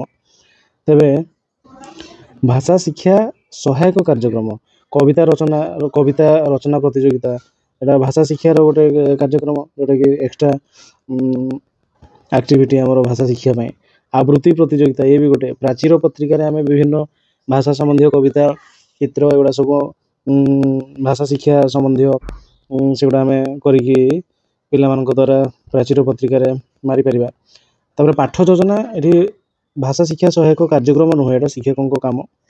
ତେଣୁ ଏଇଟା ଅପସନ୍ ଡି ହେଇଯିବ ରାଇଟ୍ ଆନ୍ସର୍, ଯେଉଁଟାକି ଭାଷା ଶିକ୍ଷା ସହାୟକ କାର୍ଯ୍ୟକ୍ରମର ଅନ୍ତର୍ଗତ ନୁହେଁ। Option D right answer. 54 ଶିକ୍ଷା ବ୍ୟବସ୍ଥାର ପ୍ରଚଳିତ ଧାରାରେ ମୂଲ୍ୟାୟନ ଡ୍ୟାସ୍ ପ୍ରକାର ହୋଇଥାଏ? ମୂଲ୍ୟାୟନ 2 ନା 3 ନା 4 ନା 5? ତେବେ 2 ପ୍ରକାର, ଗୋଟେ ହେଉଛି ଫର୍ମେଟିଭ୍ ଆଉ ସमेଟିଭ୍। ତେଣୁ ଏ ଅପସନ୍ ଏ ହେଇଯିବ ରାଇଟ୍ ଆନ୍ସର୍। 55 ସକଳ ଋତୁଙ୍କର ସାର ଶସ୍ୟ ସମ୍ପଦ ମଞ୍ଚପୁର। କବିତାଂଶରେ ମଞ୍ଚପୁର ଶବ୍ଦଟି କ'ଣ? ଶସ୍ୟ ସମ୍ପଦ ମଞ୍ଚପୁର। ସ୍ୱର୍ଗପୁର ନା ମର୍ତ୍ତ୍ୟପୁର ନା ପାତାଳପୁର ନା ଶସ୍ୟ ଯୋଗିବା ପାଇଁ ନିର୍ମିତ ମଞ୍ଚା? ତେବେ ଏହାର ଆନ୍ସର୍ ହେଇଯିବ କ'ଣ ନା ଏଇ ମଞ୍ଚପୁର ମାନେ ଆମର ପୃଥିବୀ। ଏ ଅପସନ୍ ବି ମର୍ତ୍ତ୍ୟପୁର ହେଇଯିବ ରାଇଟ୍ ଆନ୍ସର୍। ଏହାପରେ 56 ଅଶୁଦ୍ଧ ଶବ୍ଦଟିକୁ ଚିହ୍ନାଅ। ନିସ୍ୱାର୍ଥ ନା ନିସ୍ୱାର୍ଥପର ନା ସ୍ୱାର୍ଥପର ନା ସ୍ୱାର୍ଥୀ? ତେବେ ଅଶୁଦ୍ଧ। ତେବେ ସ୍ୱାର୍ଥପର ଦୁନିଆ ଏଇ ୱାର୍ଡ଼ ଗୁଡ଼ା ଆମେ ଶୁଣିଛୁ, କିନ୍ତୁ ନିସ୍ୱାର୍ଥପର ଏଇ ଅପସନ୍ ବି ହେଇଯିବ ରାଇଟ୍ ଆନ୍ସର୍, ଯେଉଁଟାକି ଅଶୁଦ୍ଧ ଶବ୍ଦ। 57 ଲିଖନ ବିକାଶରେ କେଉଁଟି ସହାୟକ ନୁହେଁ?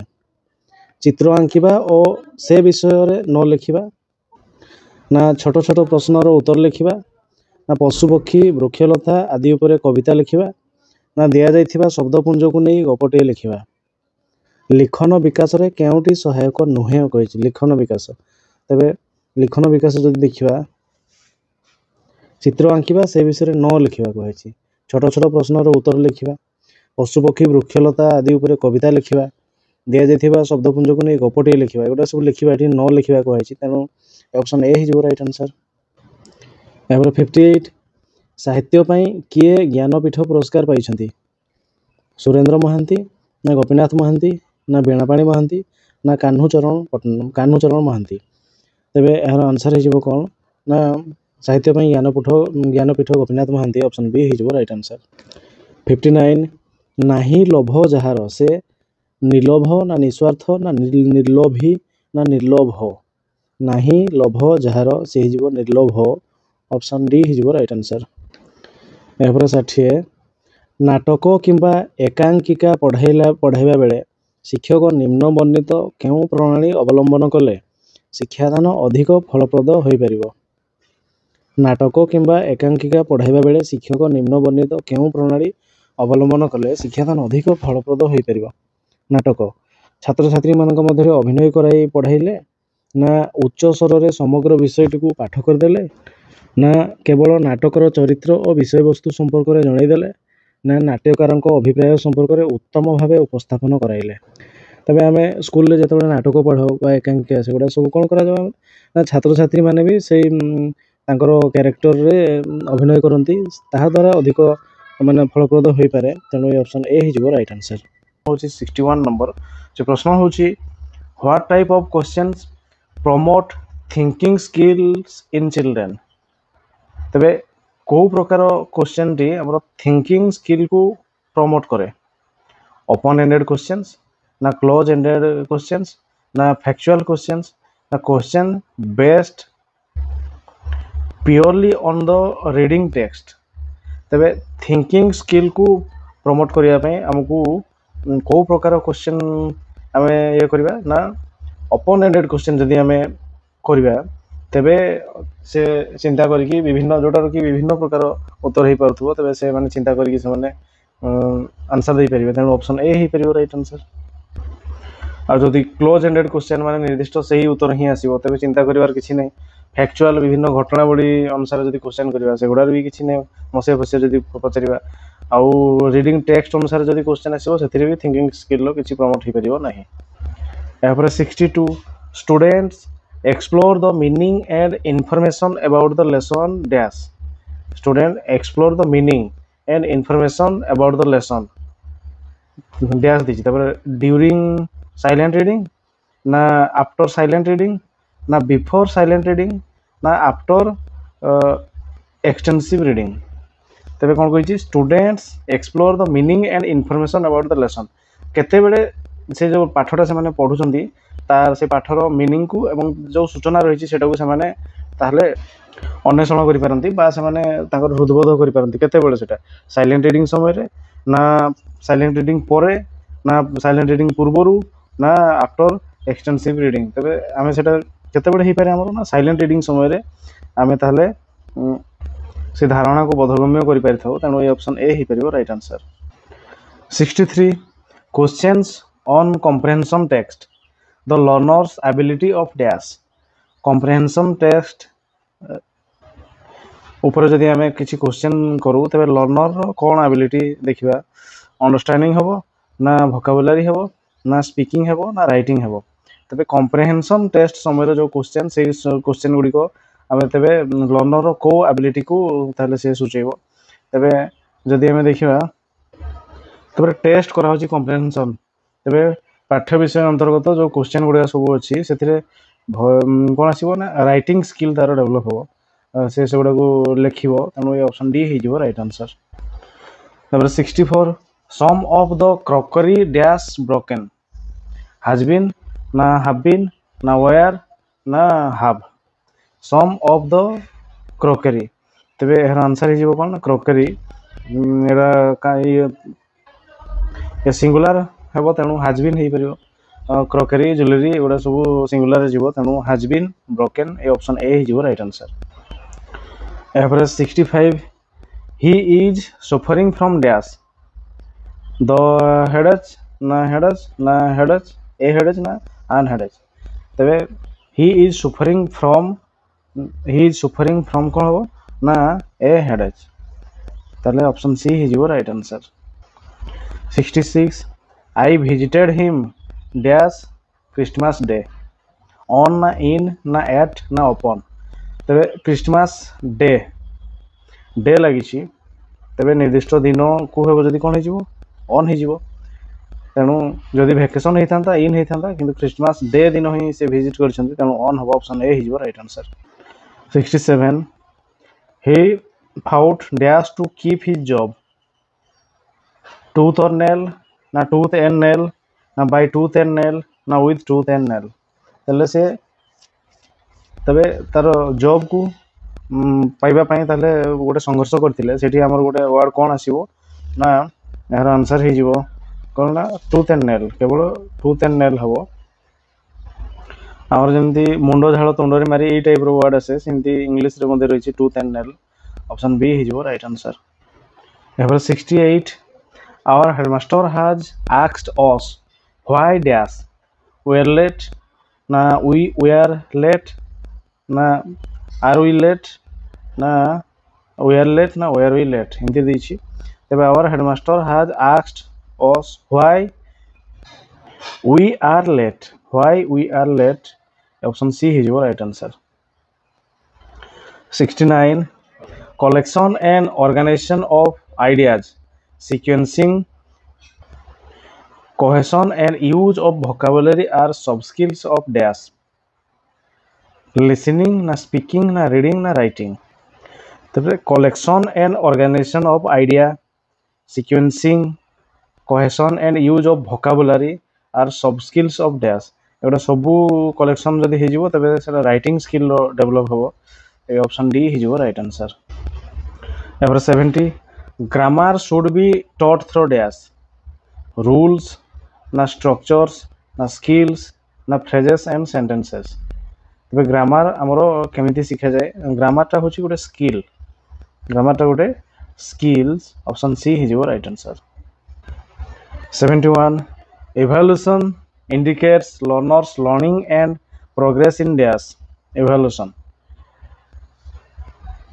तबे इवैल्यूएशन जदी कहबा इंडिकेट कोन करूची करिकुलर सब्जेक्ट्स ना को करिकुलर सब्जेक्ट्स ना both curricular and co curricular subjects ना non scholastic aspects evaluation evaluation तेबे कौन हो ना तेबे इभाल्यूशन हो कौन both curricular and co curricular subjects को आसीजिवो ऑप्शन सी हिजिवो right answer 72 Pandit Jawaharlal Nehru dash the discovery of India had written ना इज राइटिंग ना विल राइट ना रोट पंडित जवाहरलाल नेहरू लिखिछन्ती कौन द डिस्कवरी ऑफ इंडिया सेठी हमें कौन लगे परिबा ना से हिजिवो कौन डायरेक्ट रोट तेबे ऑप्शन डी हिजिवो right answer 73 The queen did not have a natural death. She dash. तेबे क्वीन करो natural death है नहीं से ताले कौन murdered ना had murdered ना has murdered ना was murdered तेबे क्वीन करो have a natural did not have a natural death तो तेनु तार आंसर हिजिवो कौन ना was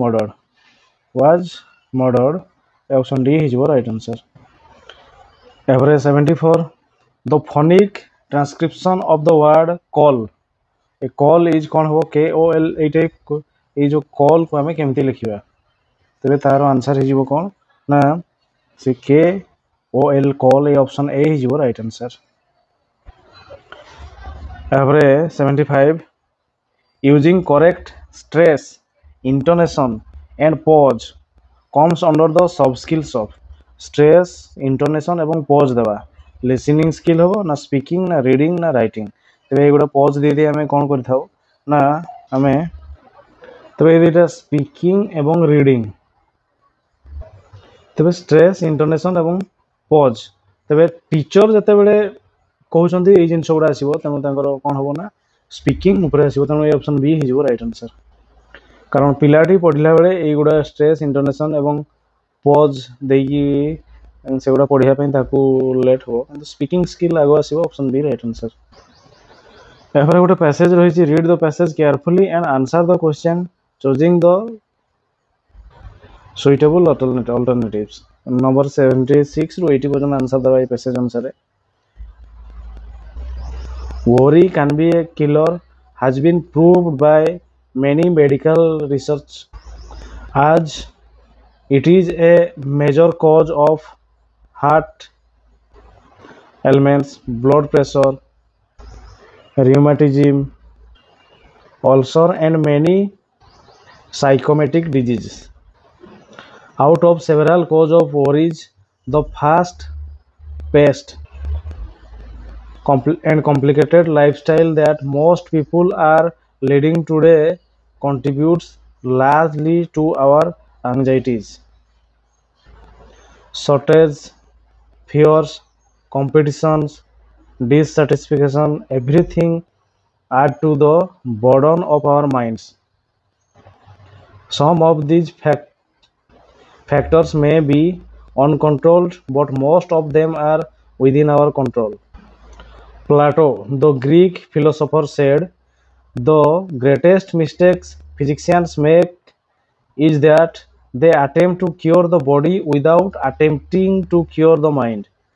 Mind and body are one and should not be treated separately. Emotions like futilities, frustration, anxiety, worry, fear, despair, defeat, etc. are negative emotions. These affect our mental as well as physical health. Worry especially created a very high degree of tension. Many a time we find ourselves unable to concentrate due to worries. Only a cool and worryless mind functions normally and to its capacity." एबे थिला passage सेति में question रही 76 worry is said to be a silent killer because dash it is poisonous na it cause many serious disease option C कहिछि it cannot be controlled D कहिछि it makes the man worried तबे worry is said to be a silent killer worry तबे कोथि पई ताकू silent killer कहैछि ना एर answer is it cause many serious disease ए option B is right answer 77 which of the following largely causes worries the option रे अछि the fast pace and complicated lifestyle, option B कहिछि the psycho fear, C कहिछि the big competitions, D कहिछि the dissatisfaction. Which of the following largely cause worry, worry पई तबे को कारणटी हमर अधिक दायी बोली कहैछि। तबे out of several cause of worries the fast paced and complicated lifestyle that most people are leading today contributes largely to our anxieties। तेणु ये option ए को जदि जीवा the fast paced and complicated lifestyle जोटा कि फॉलोइंग लार्जली कॉजेस वरी एटा हबो worry anxiety एगुडा सब, तेणु ये ऑप्शन ए हिजबो right answer. 78 Plato said that, Plato कोन कहिसंती mind and body should be treated separately, ना mind should be treated first, ना body should be treated first, ना mind and body should be treated at the same time. तबे Plato को कथा अनुसार ए option D को जदि जीवा से कहिसंती जे दुईटा जाक को हमें एका सहित ट्रीटेड माने ट्रीटमेंट करि परिबा तबे जे कि हमर क्लियर होबो, तेनो ए ऑप्शन डी हिजबो right answer mind and body should be treated at the same time. After 79 a very high degree of tension is created by dash, high degree of tension our concentration जोगु ना negative emotion जोगु ना worry less mind जोगु ना our सेल्फ्स। तबे a very high degree of tension तबे कोथि पई होछि माने tension रक्तचाप जोटा कि हमर बा मानसिक अवस्था जोटा कहि परिबा तबे कोथि पई अधिक होछि तबे ताको हम कहि परिबा नेगेटिव इमोशन जोगु, नेगेटिव इमोशन जोगु सेडा होछि ऑप्शन बी हिजबो right answer. 80 which word in the last paragraph means uselessness, uselessness माने futility ना frustration ना despair ना emotion, तबे एहर आंसर हिजबो कोन ना futility, तबे uselessness हिजबो कि ना futility, ऑप्शन ए हिजबो right answer. 81 some paintings dash from the museum yesterday, some paintings dash yesterday कौन हला स्टॉल चोरी हो गला ना have been stolen ना were stolen ना had stolen, तबे हर आंसर हिजबो कोन ना some paintings अछि पेंटिंग्स कारण were stolen हो were stolen, ऑप्शन सी हिजबो right answer. 82 mister Patnaik dash his novel last month, गत मास से तांकर लिखिथिबा उपन्यास रे कोन करछंती कंप्लीटेड ना हैज कंप्लीटेड ना हार्ड कंप्लीटेड ना कंप्लीट्स गत मास लास्ट मंथ, तबे हर आंसर हिजबो completed. Mister Patnaik completed his novel last month, option A right answer. एवर 83 I considered it dash useless job, ए ना आन ना दो ना very, I considered it dash useless job, मु जे जॉब टी को गोटे यूजलेस जॉब भाबे विचार करूची, तबे ए ना आन यूजलेस यूजलेस जॉब, तेनो एहर आंसर हिजबो कोन ना यूजलेस, एटा यू चरण होची तेनो ए हबो a useless job, option A हिजबो राइट आंसर। एहर गोटे पोएम देछि read the poem carefully and answer the question, question number 84 रु 88 choosing the correct alternatives given. तबे देछि my train is announced, it's panic I feel, the ticket is received, I spin on my heel with a suitcase and a bag clutched in my hands, I rush through the gates where the TTE stands, I pass all the coaches and full of hope stare at one list and another, my name is not there, I rushed through a door, after breath I do spy, then the whistle blows and I wear goodbye। तो ये थिला poem पे question रही 8 number what causes panic in the poets mind, तबे कोथि पे तांको मनरे भय सृष्टि हिची कोन भावना बा शंका सृष्टि हिची देखिबा। The departure of his train is announced ना he had not received his ticket yet ना हिज सूटकेस इज लॉस्ट ना हिज पर्स इज स्टोलन, ତେବେ ତାଙ୍କ ମନରେ ଭୟ ବା ମନ୍ଦ କୋଉଥିପାଇଁ ସୃଷ୍ଟି ହେଇଛି କୁହାଯାଇଛି। ତେଣୁ ଏହାର ଆନ୍ସର ହେଇଯିବ କ'ଣ ନା the departure of his train is announced. ଏବେ ଯିବା ଟାଇମ୍ ଆସିଯାଇଛି, ତେଣୁ ଏ ଅପସନ୍ ଏ ହେଇଯିବ right answer. 85 the poet held his luggage dash. ତାଙ୍କ ଲଗେଜକୁ କ'ଣ ଧରିଲେ? ଅନ୍ ହିଜ୍ ସୋଲ୍ଡର ଧରିଲେ, କାନ୍ଧରେ ବୋହିଲେ, ନା ହେଡ୍ରେ ବୋହିଲେ ଅନ୍ ହିଜ୍ ହେଡ୍, ନା ଅନ୍ ହିଜ୍ ବ୍ୟାକ୍, ନା ଅନ୍ ହିଜ୍ ହ୍ୟାଣ୍ଡ, ନା ଇନ୍ ହିଜ୍ ହ୍ୟାଣ୍ଡ। ତେବେ ସେ କୋଉଥିରେ ଧରିଲେ ବୋଲି କୁହାଯାଇଛି? ତାଙ୍କ ହାତରେ ଧରିକି ଗଲେ, in his hand, option D right answer. Who stands at the gate. ଗେଟ୍ରେ କିଏ ଛିଡ଼ା ହେଇଥିଲା? ଦ ଷ୍ଟେସନ ମାଷ୍ଟର, ନା ଦ TTE, ନା ଦ ଭେଣ୍ଡର, ନା ଦ ପ୍ୟାସେଞ୍ଜର। ତେବେ ଗେଟ୍ରେ ଛିଡ଼ା ହେଇଥିବା ବ୍ୟକ୍ତି ହେଉଛନ୍ତି କିଏ? ନା TTE, option B right answer. 87 he passed all the coaches to see dash. ସେ ସବୁ ଗୁଡ଼ାକ ଅତିକ୍ରମ କରିକି, ସବୁ କୋଚେସ୍କୁ ଅତିକ୍ରମ କରିକି କ'ଣ ଦେଖିବା ପାଇଁ ଯାଇଥିଲେ? TTEକୁ, ନା ରେଲ୍ ଗାର୍ଡ଼କୁ, ନା ହିଜ୍ ନେମ୍ ଅନ୍ ଦ ଲିଷ୍ଟକୁ, ନା ହିଜ୍ କୋ ପାସେଞ୍ଜରକୁ। ତାଙ୍କ ପାଖରେ ଥିବା ପାସେଞ୍ଜରକୁ ଦେଖିବା ପାଇଁ ଯାଇଥିଲେ, ନା ତାଙ୍କର ଲିଷ୍ଟ ଦେଖିବା ପାଇଁ ଯାଇଥିଲେ। ତେବେ ଏହାର ଆନ୍ସର ହେଇଯିବ କ'ଣ ନା ତାଙ୍କ ନାଁ ଦେଖିବା ପାଇଁ ଯାଇଥିଲେ ସେ ଲିଷ୍ଟରେ, ଅପସନ୍ ସି ହେଇଯିବ ରାଇଟ୍ ଆନ୍ସର। ଏହାପରେ 88 his name was not there on the list because dash. ତାଙ୍କ ନାଁ ନଥିଲା ସେଠି, କୋଉଥିପାଇଁ? ନା he booked the ticket in time, ନା he did not have a ticket for the reserve compartments, ନା railway authorities forgot to print his name, ନା the list of passenger was not there on one of the compartments. ତେବେ he did not have a ticket for the reserve compartment. ତେବେ ସେଠି ଯେଉଁ ନାଁ ଆଗରୁ ଥିଲା, ସେ ଯିବା ସମୟରେ ଟିକେଟ୍ ଆଣିଲେ। ଯେଉଁମାନେ ଆଗରୁ ଟିକେଟ୍ କାଟିଥିବେ ତ ସେ ତାଙ୍କର ନାଁ ଗୁଡ଼ା ସିନା ହେଇଥିବ ସାଙ୍ଗେ ସାଙ୍ଗେ ଯିବା ସମୟରେ ହିଁ ଟିକେଟ୍ ଆଣିଲେ, ନାଁ ଖୋଜିଲେ କୋଉଠି ମିଳିବ? He did not have a ticket for the reserve compartments, option B ହେଇଯିବ right answer. 89 crossword puzzle is used during the dash stage of lesson।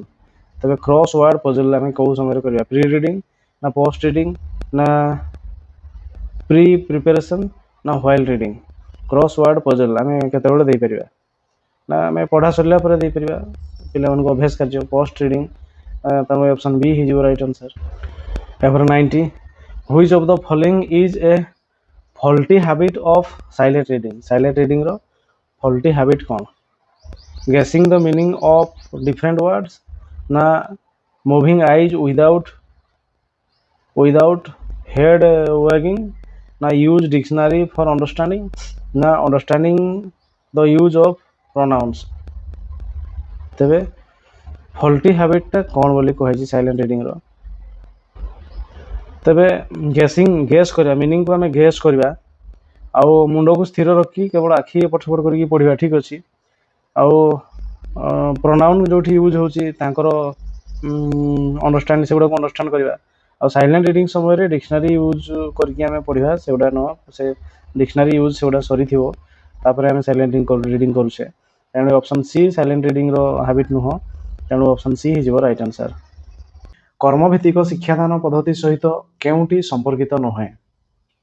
ଅପସନ୍ରେ ଅଛି ଶିକ୍ଷାର୍ଥୀ ନିଜେ କାର୍ଯ୍ୟ କରି ଶିଖନ୍ତି, ନା ଶିକ୍ଷାର୍ଥୀ କର୍ମ ପ୍ରତି ଆଗ୍ରହୀ ହୁଅନ୍ତି, ନା ଶିକ୍ଷାର୍ଥୀ କର୍ମ ପ୍ରତି ସମ୍ମାନ ପ୍ରଦର୍ଶନ କରନ୍ତି, ନା ଶିକ୍ଷାର୍ଥୀ କେବଳ ଶିକ୍ଷାର୍ଥୀଙ୍କ କାର୍ଯ୍ୟ ପର୍ଯ୍ୟବେକ୍ଷଣ କରନ୍ତି। ତେବେ କର୍ମଭିତ୍ତିକ ଶିକ୍ଷା ଯଦି ଆମେ ଦେଖିବା, ଶିକ୍ଷାର୍ଥୀ ନିଜେ କାର୍ଯ୍ୟ କରି ଶିଖନ୍ତି, ଶିକ୍ଷାର୍ଥୀ କର୍ମ ପ୍ରତି ଆଗ୍ରହୀ ବି ହୁଅନ୍ତି, ଆଉ କର୍ମ ପ୍ରତି ସମ୍ମାନ ବି ପ୍ରଦର୍ଶନ କରନ୍ତି। କିନ୍ତୁ ଅନ୍ୟ ଶିକ୍ଷାର୍ଥୀଙ୍କ କାର୍ଯ୍ୟ ପର୍ଯ୍ୟବେକ୍ଷଣ କରିବା କର୍ମଭିତ୍ତିକ ଶିକ୍ଷାଦାନର ଗୋଟେ ଅଂଶ ନୁହେଁ। ତେଣୁ ଏ ଅପସନ୍ ଡି ହେଇଯିବ ରାଇଟ୍ ଆନ୍ସର। ଏହାପରେ 92 ଉଦ୍ୟତ କେଶରୀ କେଉଁ ମନ୍ଦିର ନିର୍ମାଣ ସମ୍ପୂର୍ଣ୍ଣ କରିଥିଲେ? ଉଦ୍ୟତ କେଶରୀ କେଉଁ ମନ୍ଦିର ନିର୍ମାଣ ସମ୍ପୂର୍ଣ୍ଣ କରିଥିଲେ? ଲିଙ୍ଗରାଜ, ନା ରାଜାରାଣୀ, ନା ବ୍ରହ୍ମେଶ୍ୱର, ନା ପରଶୁରାମେଶ୍ୱର। ତେବେ ଏହାର ଆନ୍ସର ହେଇଯିବ କ'ଣ ନା ସେ ଲିଙ୍ଗରାଜ, ଉଦ୍ୟତ କେଶରୀ। ତେବେ ଯଜାତି କେଶରୀ, ଉଦ୍ୟତ କେଶରୀ ଆଣ୍ଡ ଲିଙ୍ଗରାଜ ମନ୍ଦିର, ଅପସନ୍ ଏ ହେଇଯିବ ରାଇଟ୍ ଆନ୍ସର। ଏହାପରେ 93 କେଉଁ କାର୍ଯ୍ୟ ଶୈକ୍ଷିକ ଉଦ୍ଦେଶ୍ୟର ବର୍ଗୀକରଣ ଦ୍ୱାରା ପରିଚାଳିତ ହୁଏ ନାହିଁ? ଶୈକ୍ଷିକ ଉଦ୍ଦେଶ୍ୟର ବର୍ଗୀକରଣ ଦ୍ୱାରା ପରିଚାଳିତ ହୁଏ ନାହିଁ।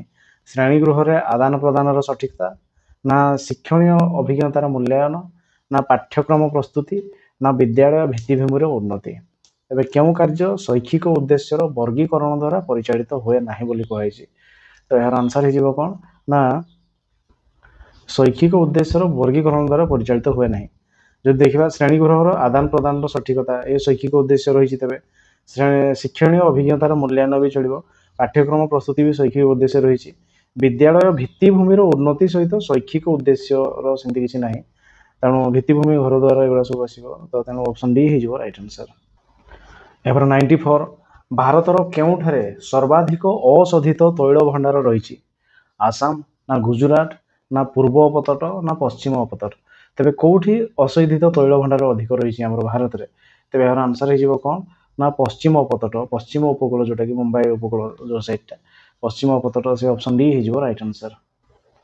95 केउटी पृथ्वीर किंबा पृथ्वीर एक अंश प्रकृति को प्रतिनिधित्व करे पृथ्वीर किंबा पृथ्वीर गोटे अंशर प्रकृति मान ना रेखाचित्र ना मानचित्र प्रक्षण ना मानचित्र तेरे कौटा पृथ्वीर ना पृथ्वीर गोटे अंशर प्रकृति को प्रतिनिधित्व करे तेरे यार आंसर हो कौन मानचित्र माने भारत मानचित्र तेरे पृथ्वीर गोटे अंश से आम प्रतिनिधित्व करुँ मानचित्र ऑप्शन डी हो राइट आंसर।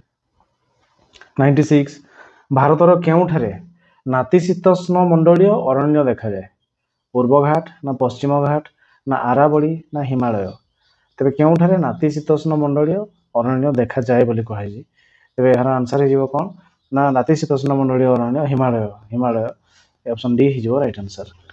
एपर 97 केउ नगरी रे जून मासरे सबुठारु बड़ दिन होता है सबुठारु बड़ दिन बेंगलुरु ना भुवनेश्वर ना कोलकाता ना दिल्ली तेरे चारिटा मध्य सबुठ बड़ दिन जून मसरे तेरे कौटारे हेबो बोली आमे कहबा तेरे तार आंसर हो कौन ना तेरे जून मासरे उत्तर गोलार्धर दिन बड़ तेरे चारोटी जदि आम देखा चार्टा मध्य अधिक उत्तर में आमर किए बेंगलोर सब दक्षिण तापर भुवनेश्वर तापर कोलकाता दिल्ली मध्य दिल्ली टी अधिक ऊपर कोलकाता टी तले तेणु ये दिल्ली हो राइट आंसर जहाँटा कि आम दिन तार सब अधिक बड़ हम ऑप्शन डी राइट आंसर।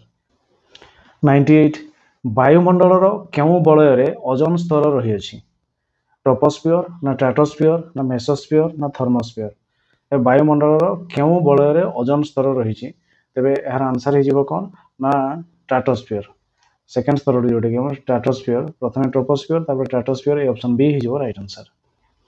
99 भूगोल शिक्षादानर केउ पद्धति मुख्यतः शिक्षार्थी केन्द्रिक वर्णना ना प्रकल्प ना व्याख्यान ना आलोचना यदि आम देखिए वर्णना व्याख्यान आलोचना एगुड़ा टीचर सेंटर किंतु प्रकल्प जोटा कि चाइल्ड सेंटर तेणु ऑप्शन बी हो राइट आंसर जोटा कि आम शिक्षार्थी केन्द्रिक अटे।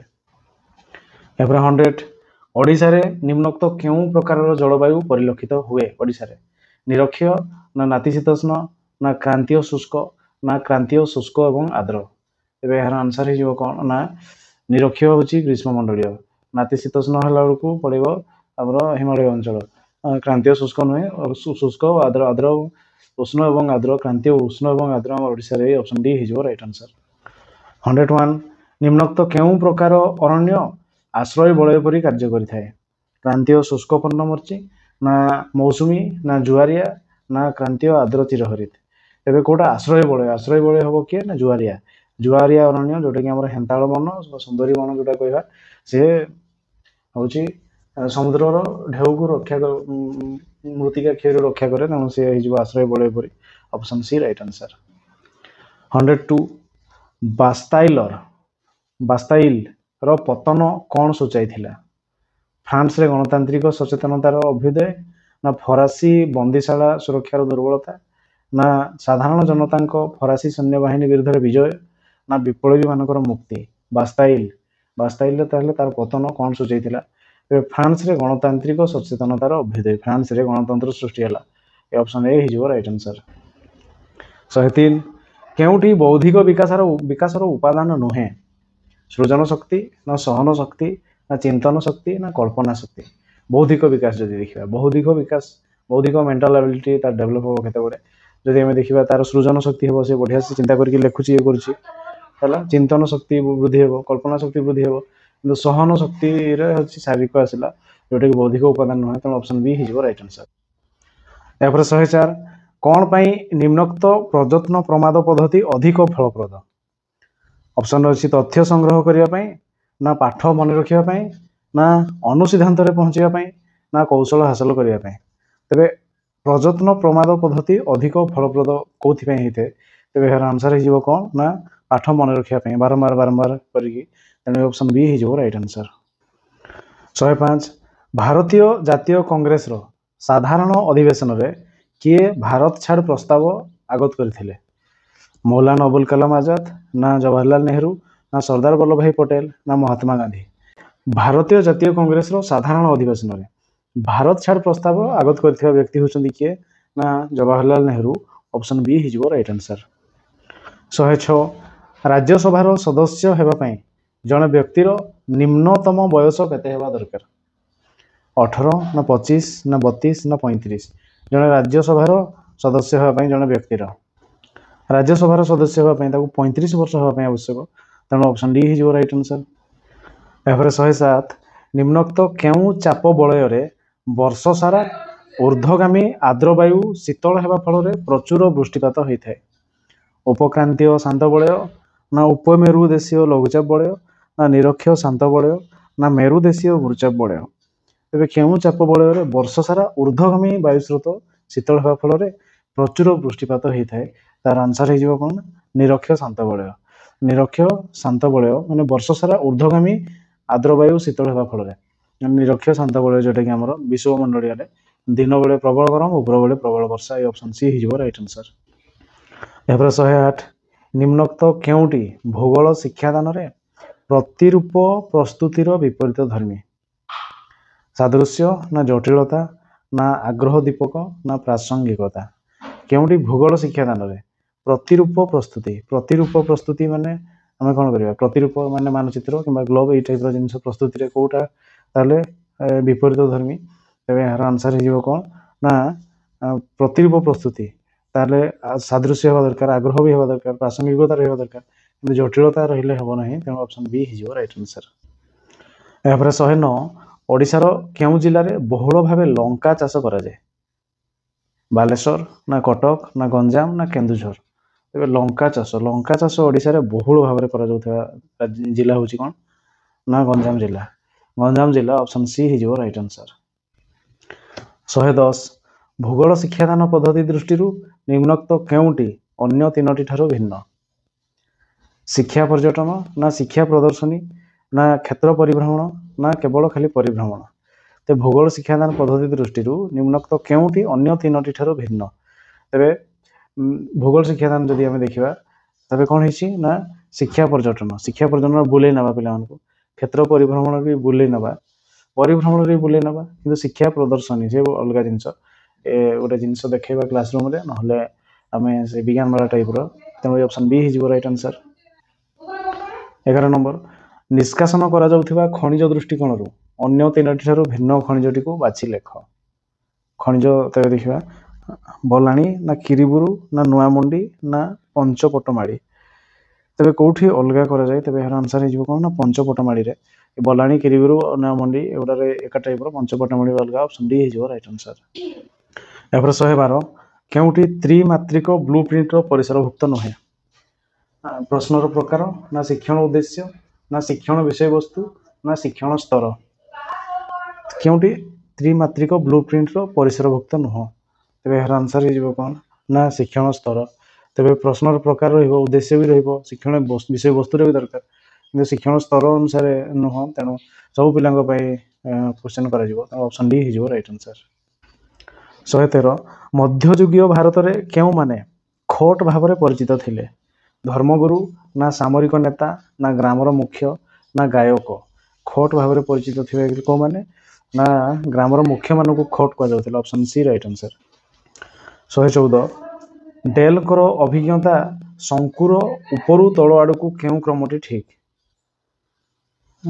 दृश्य संकेत मौखिक संकेत चलचित्र और स्थिर छवि ना स्थिर छवि दृश्य संकेत चलचित्र मौखिक संकेत ना चलचित्र स्थिर छवि दृश्य संकेत मौखिक संकेत ना मौखिक संकेत दृश्य संकेत स्थिर छवि तापर चलचित्र तो यहीटा ठीक हम मौखिक संकेत प्रथम दृश्य संकेत तापर स्थिर छवि तापर चलचित्र ये ऑप्शन डी हो राइट आंसर तापर 115 गंग विभाजन प्रति बुद्धिजीवी मानकर प्रथम प्रतिक्रिया कौन थिला प्रशासनिक आवश्यकता ना बंगला जातीयता प्रति आक्रमण ना औपनिवेशिक षड्यंत्र ना सांप्रदायिकता प्रजनन ବଙ୍ଗ ବିଭାଜନ ପ୍ରତି ବୁଦ୍ଧିଜୀବୀମାନଙ୍କର ପ୍ରଥମ ପ୍ରତିକ୍ରିୟା କ'ଣ ଥିଲା?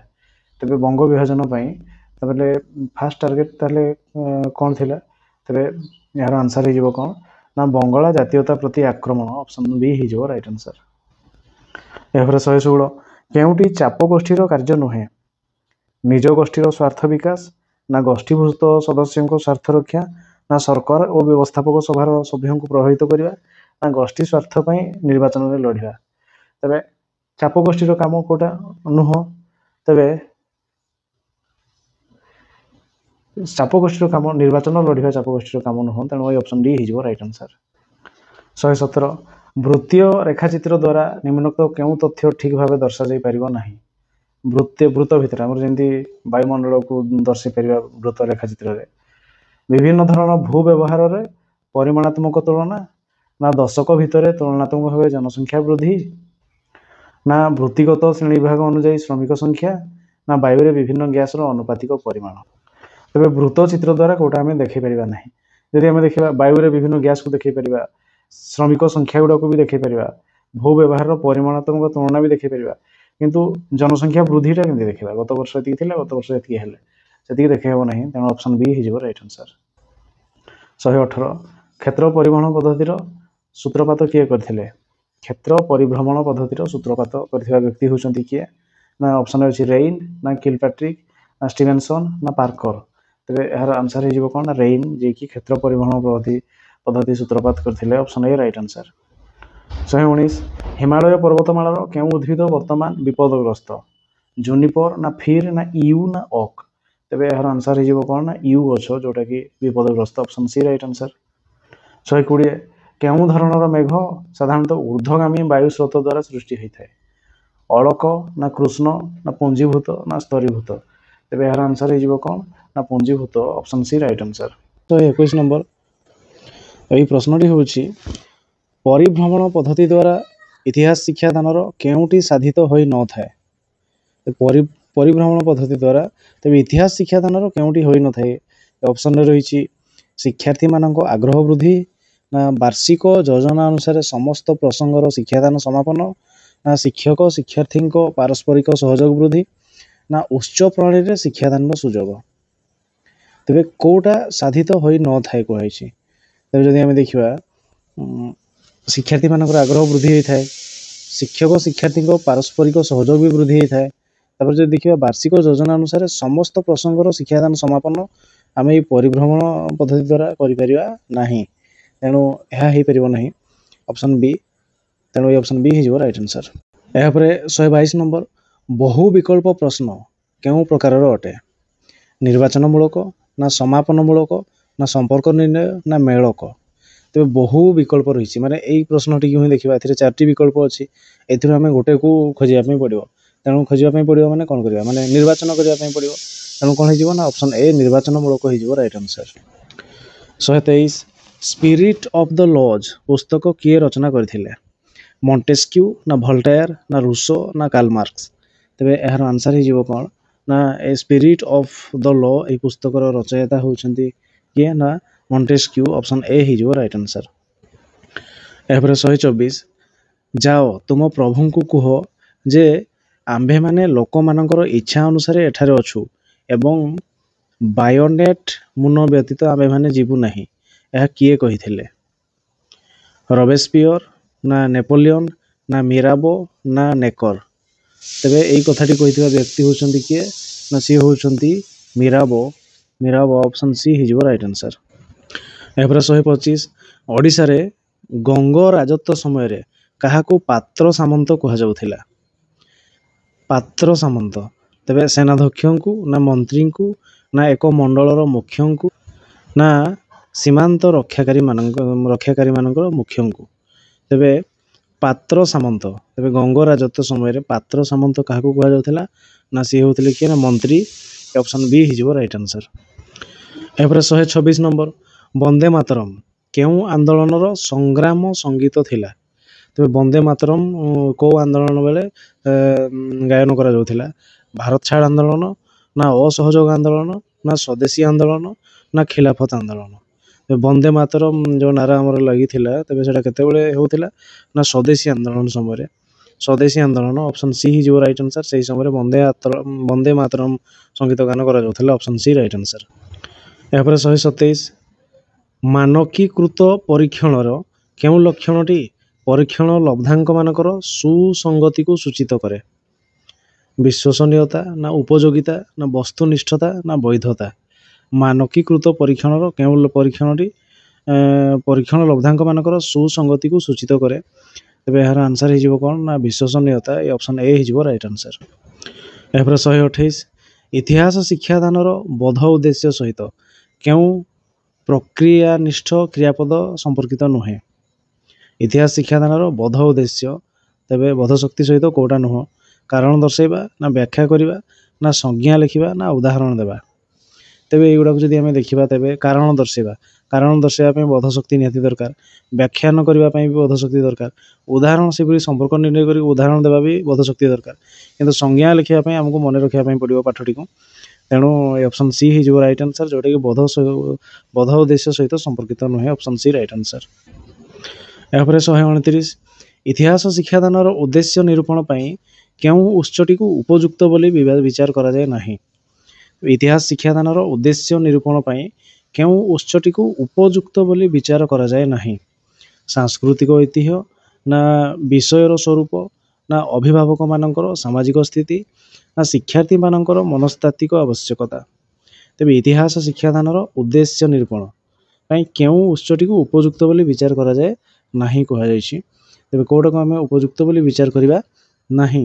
ତେବେ ଉଦ୍ଦେଶ୍ୟ ନିରୂପଣ ପାଇଁ ସାଂସ୍କୃତିକ ଐତିହ୍ୟ, ବିଷୟର ସ୍ୱରୂପ, ଶିକ୍ଷାର୍ଥୀମାନଙ୍କର ମନସ୍ତାତ୍ତ୍ୱିକ ଆବଶ୍ୟକତା, ଏଗୁଡ଼ା ସବୁ ଆମର ଉଦ୍ଦେଶ୍ୟ ନିରୂପଣ ପାଇଁ ଇତିହାସ ଶିକ୍ଷାଦାନ ପାଇଁ ନିହାତି ଦରକାର। କିନ୍ତୁ ଅଭିଭାବକମାନଙ୍କର ସାମାଜିକ ସ୍ଥିତି, ସେମାନେ ଭେରାଇଟି ପ୍ରକାର ସିଚୁଏସନ୍ ଦେଇ ଗତି କରୁଥିବେ, ବହୁତ ଭେରାଇଟି ପ୍ରକାର ପିଲାମାନେ ଥିବେ, କିନ୍ତୁ ସେଥିପାଇଁ ଆମେ ଉଦ୍ଦେଶ୍ୟ ନିରୂପଣ କରିବା ପାଇଁ ଏହାକୁ ଆମେ ନେଇପାରିବା ନାହିଁ। ତେଣୁ ଅପସନ୍ ସି ହେଇଯିବ ରାଇଟ୍ ଆନ୍ସର୍। ଏହାପରେ 130 କେଉଁ ପ୍ରାଣୀ ସଂରକ୍ଷଣ ନିମନ୍ତେ ମୁଦୁମାଲାଇ ଅଭୟାରଣ୍ୟ ଖ୍ୟାତି ଲାଭ କରିଛି? ମୁଦୁମାଲାଇ ଅଭୟାରଣ୍ୟ ଗୟଳ ପାଇଁ ନା ବାଘ ପାଇଁ ନା ପକ୍ଷୀ ନା ହାତୀ ପାଇଁ? ତେବେ ଏହାର ଆନ୍ସର୍ ହେଇଯିବ କ'ଣ ନା ହାତୀ ପାଇଁ। ହାତୀ ପାଇଁ ଏ ମୁଦୁମାଲାଇ ଅଭୟାରଣ୍ୟ ଖ୍ୟାତି ଲାଭ କରିଛି। ଅପସନ୍ ଡି ହେଇଯିବ ରାଇଟ୍ ଆନ୍ସର୍। ଏହାପରେ 131 ଶିକ୍ଷଣ କାର୍ଯ୍ୟ ଶିକ୍ଷାର୍ଥୀର ଆଗ୍ରହ ଓ ଅଭିରୁଚି ତଥା ମାନସିକ ଓ ବୌଦ୍ଧିକ ସ୍ତର ଅନୁଯାୟୀ ହୋଇଥିଲେ ତା ପାଇଁ ଗ୍ରହଣଯୋଗ୍ୟ ହୋଇଥାଏ। ଶିକ୍ଷଣ କାର୍ଯ୍ୟର ମୁଖ୍ୟତଃ କେଉଁ ଉପାଦାନ ଏହା ଉପରେ କେନ୍ଦ୍ରିତ ହୋଇଥାଏ? ତେବେ ଶିକ୍ଷଣ କାର୍ଯ୍ୟ ଶିକ୍ଷାର୍ଥୀର ଆଗ୍ରହ ଓ ଅଭିରୁଚି ତଥା ମାନସିକ ଓ ବୌଦ୍ଧିକ ସ୍ତର ଅନୁଯାୟୀ ହୋଇଥିଲେ ତା ପାଇଁ ଗ୍ରହଣଯୋଗ୍ୟ ହୋଇଥାଏ। ଶିକ୍ଷାର୍ଥୀ ପାଇଁ ଗ୍ରହଣଯୋଗ୍ୟ ହୋଇଥାଏ ଯଦି ତାର ମାନସିକ ଏବଂ ବୌଦ୍ଧିକ ସ୍ତର ଅନୁଯାୟୀ ଆମେ କରିବା ଆଉ ତାକୁ ଆଗ୍ରହ ବି ହେଉଥିବ, ତେବେ ସେଟା ତା ପାଇଁ ଆହ୍ୱାନମୂଳକ ହେବ ନା ଉଦ୍ଦେଶ୍ୟ ଭିତ୍ତିକ ହେବ ନା ଜ୍ଞାନ ସଂଗଠନ ହେବ ନା ଅଭିଜ୍ଞତା ହେବ ତା ପାଇଁ। ଏହା ଉପରେ କେନ୍ଦ୍ରିତ ହୋଇଥାଏ। ତେବେ କେଉଁ ଉପାଦାନ ଏହା ଉପରେ କେନ୍ଦ୍ରିତ ହୋଇଥାଏ? ଏହାର ଆନ୍ସର୍ ହେଇଯିବ କ'ଣ ନା ଆହ୍ୱାନମୂଳକ ହେବ। ତେବେ ଏଇ ଅପସନ୍ ଏ ହେଇଯିବ ରାଇଟ୍ ଆନ୍ସର୍। ଏହାପରେ 132 କେଉଁ ଜିଲ୍ଲାଟି ଓଡ଼ିଶାର ଉପକୂଳ ସଂଲଗ୍ନ ନୁହେଁ? ଯାଜପୁର ନା ଭଦ୍ରକ ନା ଜଗତସିଂହପୁର ନା କେନ୍ଦ୍ରାପଡ଼ା? ତେବେ ଉପକୂଳ ସଂଲଗ୍ନ ସମୁଦ୍ରକୁ କେଉଁଟା ଲାଗି ନାହିଁ ବୋଲି କହିଛି। ଭଦ୍ରକ, କେନ୍ଦ୍ରାପଡ଼ା, ଜଗତସିଂହପୁର ଏଗୁଡ଼ା ସମୁଦ୍ରକୂଳ, କିନ୍ତୁ ଯାଜପୁର ମଝିରେ ରହିଗଲା। ତେଣୁ ଏଇ ଅପସନ୍ ଏ ହେଇଯିବ ରାଇଟ୍ ଆନ୍ସର୍, ଯାହାକି ଉପକୂଳ ସଂଲଗ୍ନ ନୁହେଁ। ଏହାପରେ 133 ପୃଥିବୀର ବୃହତ୍ତମ ସାଗର କେଉଁ ମହାସାଗରର ଅନ୍ତର୍ଗତ? ଆର୍କଟିକ୍ ନା ପ୍ରଶାନ୍ତ ନା ଭାରତ ନା ଆଟଲାଣ୍ଟିକ୍? ତେବେ ପୃଥିବୀର ବୃହତ୍ତମ ସାଗର କେଉଁ ମହାସାଗର ଅନ୍ତର୍ଗତ? ତେବେ ପୃଥିବୀର ବୃହତ୍ତମ ସାଗର ହେଉଛି କି ଫିଲିପାଇନ୍ ସି। ତେବେ ସେ ହେଉଛି କ'ଣ ନା ପ୍ରଶାନ୍ତ ମହାସାଗର। ତେବେ ପ୍ରଶାନ୍ତ ମହାସାଗର ଅନ୍ତର୍ଗତ ସେ। ତେଣୁ ଅପସନ୍ ବି ହେଇଯିବ ରାଇଟ୍ ଆନ୍ସର୍। ଏହାପରେ 134 କେଉଁଟି ଗୋଟିଏ ଚାପ ଗୋଷ୍ଠୀ ନୁହେଁ? ଚାପ ଗୋଷ୍ଠୀ, ତେବେ ନିଖିଳ ଉତ୍କଳ ଶିକ୍ଷକ ମହାସଂଘ ନା ତୃଣମୂଳ କଂଗ୍ରେସ ନା ହିନ୍ଦୁ ମଜୁମଦାର ସଭା ନା ଭାରତୀୟ କୃଷକ ମହାସଭା? ତେବେ ଚାପ ଗୋଷ୍ଠୀ ଅନ୍ତର୍ଗତ କେଉଁଟା ନୁହେଁ ବୋଲି କୁହାଯାଇଛି। ତେବେ ଏହାର ଆନ୍ସର୍ ହେଇଯିବ କ'ଣ ନା କଂଗ୍ରେସ। ଏ କଂଗ୍ରେସ ସେ ଚାପ ଗୋଷ୍ଠୀ ନୁହଁ, ଏଗୁଡ଼ା ସବୁ ଚାପ ଗୋଷ୍ଠୀ। ତେଣୁ ଅପସନ୍ ବି ହେଇଯିବ ରାଇଟ୍ ଆନ୍ସର୍। 135 କିଏ ବାରବାଟୀ ଦୁର୍ଗ ନିର୍ମାଣ କରିଥିଲେ? ଯଯାତି କେଶରୀ ନା ଚଡ଼ଗଙ୍ଗ ଦେବ ନା ପୁରୁଷୋତ୍ତମ ଦେବ ନା ମୁକୁନ୍ଦ ଦେବ? ବାରବାଟୀ ଦୁର୍ଗ ନିର୍ମାଣ କରିଥିଲେ କେଉଁ ରାଜା? ତେବେ ତାହାର ଆନ୍ସର୍ ହେଇଯିବ କ'ଣ ନା ସେ ହେଉଛନ୍ତି ଚଡ଼ଗଙ୍ଗ ଦେବ। ଅପସନ୍ ବି ହେଇଯିବ ରାଇଟ୍ ଆନ୍ସର୍।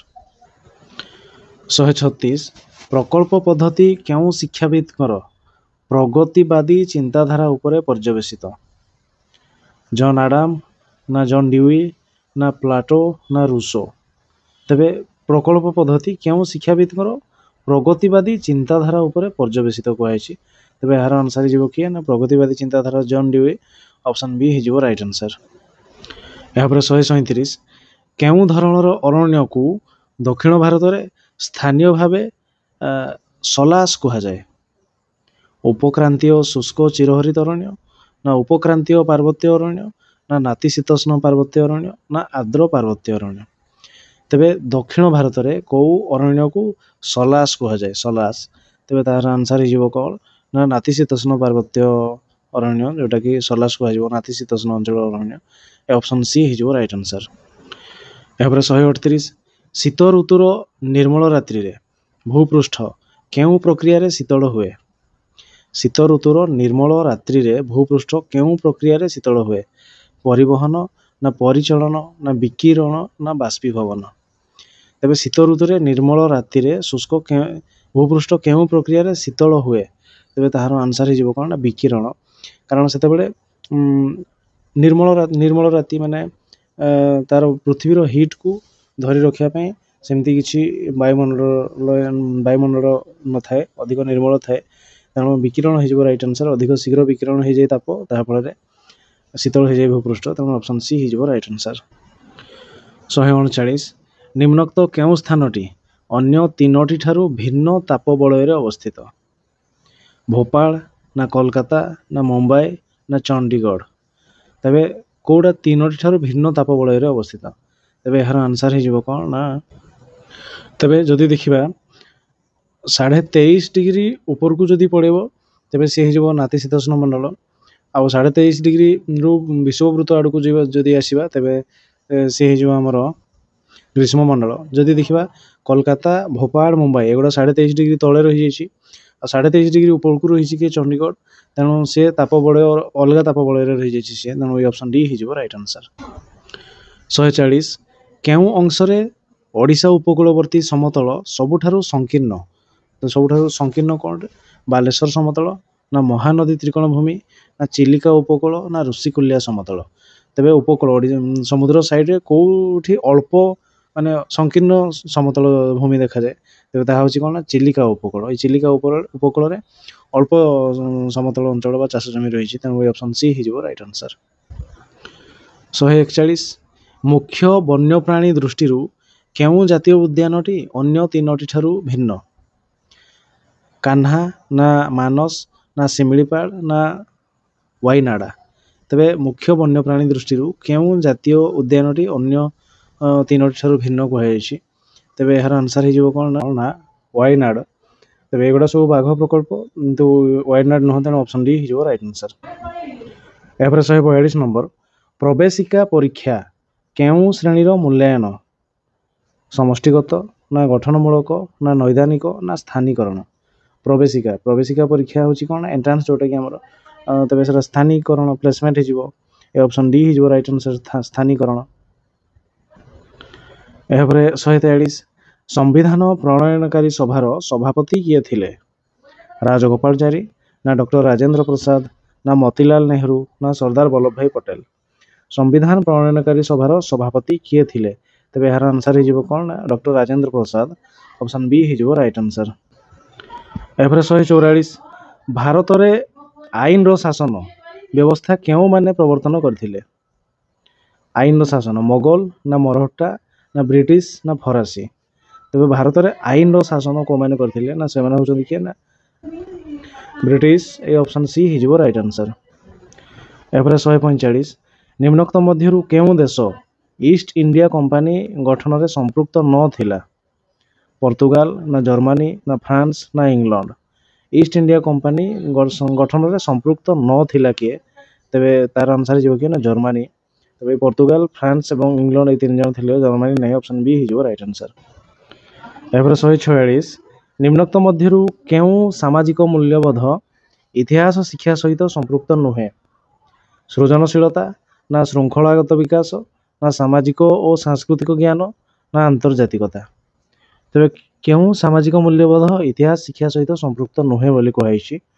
ତେବେ ଯଦି ଆମେ ଦେଖିବା ତେବେ ଇତିହାସ ଶିକ୍ଷା ଦ୍ୱାରା ଶୃଙ୍ଖଳାଗତ ବିକାଶ ହେବ, ସାମାଜିକ ଓ ସାଂସ୍କୃତିକ ଜ୍ଞାନ ବି ହେବ, ଆନ୍ତର୍ଜାତିକତା ମନୋଭାବ ବି ହେବ, ସୃଜନଶୀଳତା ଏଗୁଡ଼ା ସବୁ ଲାଙ୍ଗୁଏଜ ଡିପାର୍ଟମେଣ୍ଟ।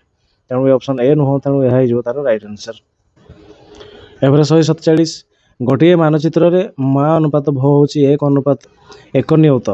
ଉକ୍ତ ମାନଚିତ୍ରରେ ଦୁଇଟି ସ୍ଥାନ ମଧ୍ୟରେ ଦୂରତା 4 ସେଣ୍ଟିମିଟର ହେଲେ ଭୂମି ଉପରେ ସ୍ଥାନ ଦୁଇଟିର ପ୍ରକୃତ ଦୂରତା କେତେ? 4 କିଲୋମିଟର ନା 40 କିଲୋମିଟର ନା 10 କିଲୋମିଟର ନା 100 କିଲୋମିଟର? ତେବେ ତାର ଆନ୍ସର୍ ହେଇଯିବ କେତେ ନା 40 କିଲୋମିଟର। 40 କିଲୋମିଟର ଅପସନ୍ ବି ହେଇଯିବ ରାଇଟ୍ ଆନ୍ସର୍। 148 ମେଘାସ୍ଥିନିସ୍ ଚନ୍ଦ୍ରଗୁପ୍ତ ମୌର୍ଯ୍ୟଙ୍କ ଦରବାରକୁ ଗ୍ରୀସର କେଉଁ ଭାବେ ଆସିଥିଲେ? ରାଜା ଭାବେ ନା ସେନାପତି ନା ଧର୍ମ ପ୍ରଚାରକ ନା ରାଜଦୂତ? ମେଘାସ୍ଥିନିସ୍ ତେବେ ଚନ୍ଦ୍ରଗୁପ୍ତ ମୌର୍ଯ୍ୟଙ୍କ ଦରବାରକୁ କ'ଣ ରାଜଦୂତ ହିସାବରେ ଆସିଥିଲେ। ଏ ଅପସନ୍ ଡି ହେଇଯିବ ରାଇଟ୍ ଆନ୍ସର୍। 149 ନିମ୍ନୋକ୍ତ ମହାପୁରୁଷମାନଙ୍କ ମଧ୍ୟରୁ କିଏ ଇଟାଲୀର ଅଧିବାସୀ? ଜର୍ଜ ୱାଶିଂଟନ୍ ନା ମାଜିନି ନା ବିସ୍ମାର୍କ ନା ଭଲ୍ଟାୟାର? ଇଟାଲୀର ଅଧିବାସୀ ହେଉଛନ୍ତି କିଏ ନା ମାଜିନି। ଏ ଅପସନ୍ ବି ହେଇଯିବ ରାଇଟ୍ ଆନ୍ସର୍। ଏପରେ 150 କେଉଁ ଦେଶର ସମ୍ବିଧାନ ପୃଥିବୀର ସର୍ବବୃହତ୍ ଲିଖିତ ସମ୍ବିଧାନ ରୂପେ ପରିଗଣିତ ହେଉଛି? ଭାରତ ନା ଯୁକ୍ତରାଷ୍ଟ୍ର ଆମେରିକା ନା ୟୁଗୋସ୍ଲୋଭିଆ ନା ଫ୍ରାନ୍ସ? ତେବେ ସର୍ବବୃହତ୍ ଲିଖିତ ସମ୍ବିଧାନ ହେଉଛି କାହାର ନା ଭାରତର। ଅପସନ୍ ଏ ହେଇଯିବ ରାଇଟ୍ ଆନ୍ସର୍।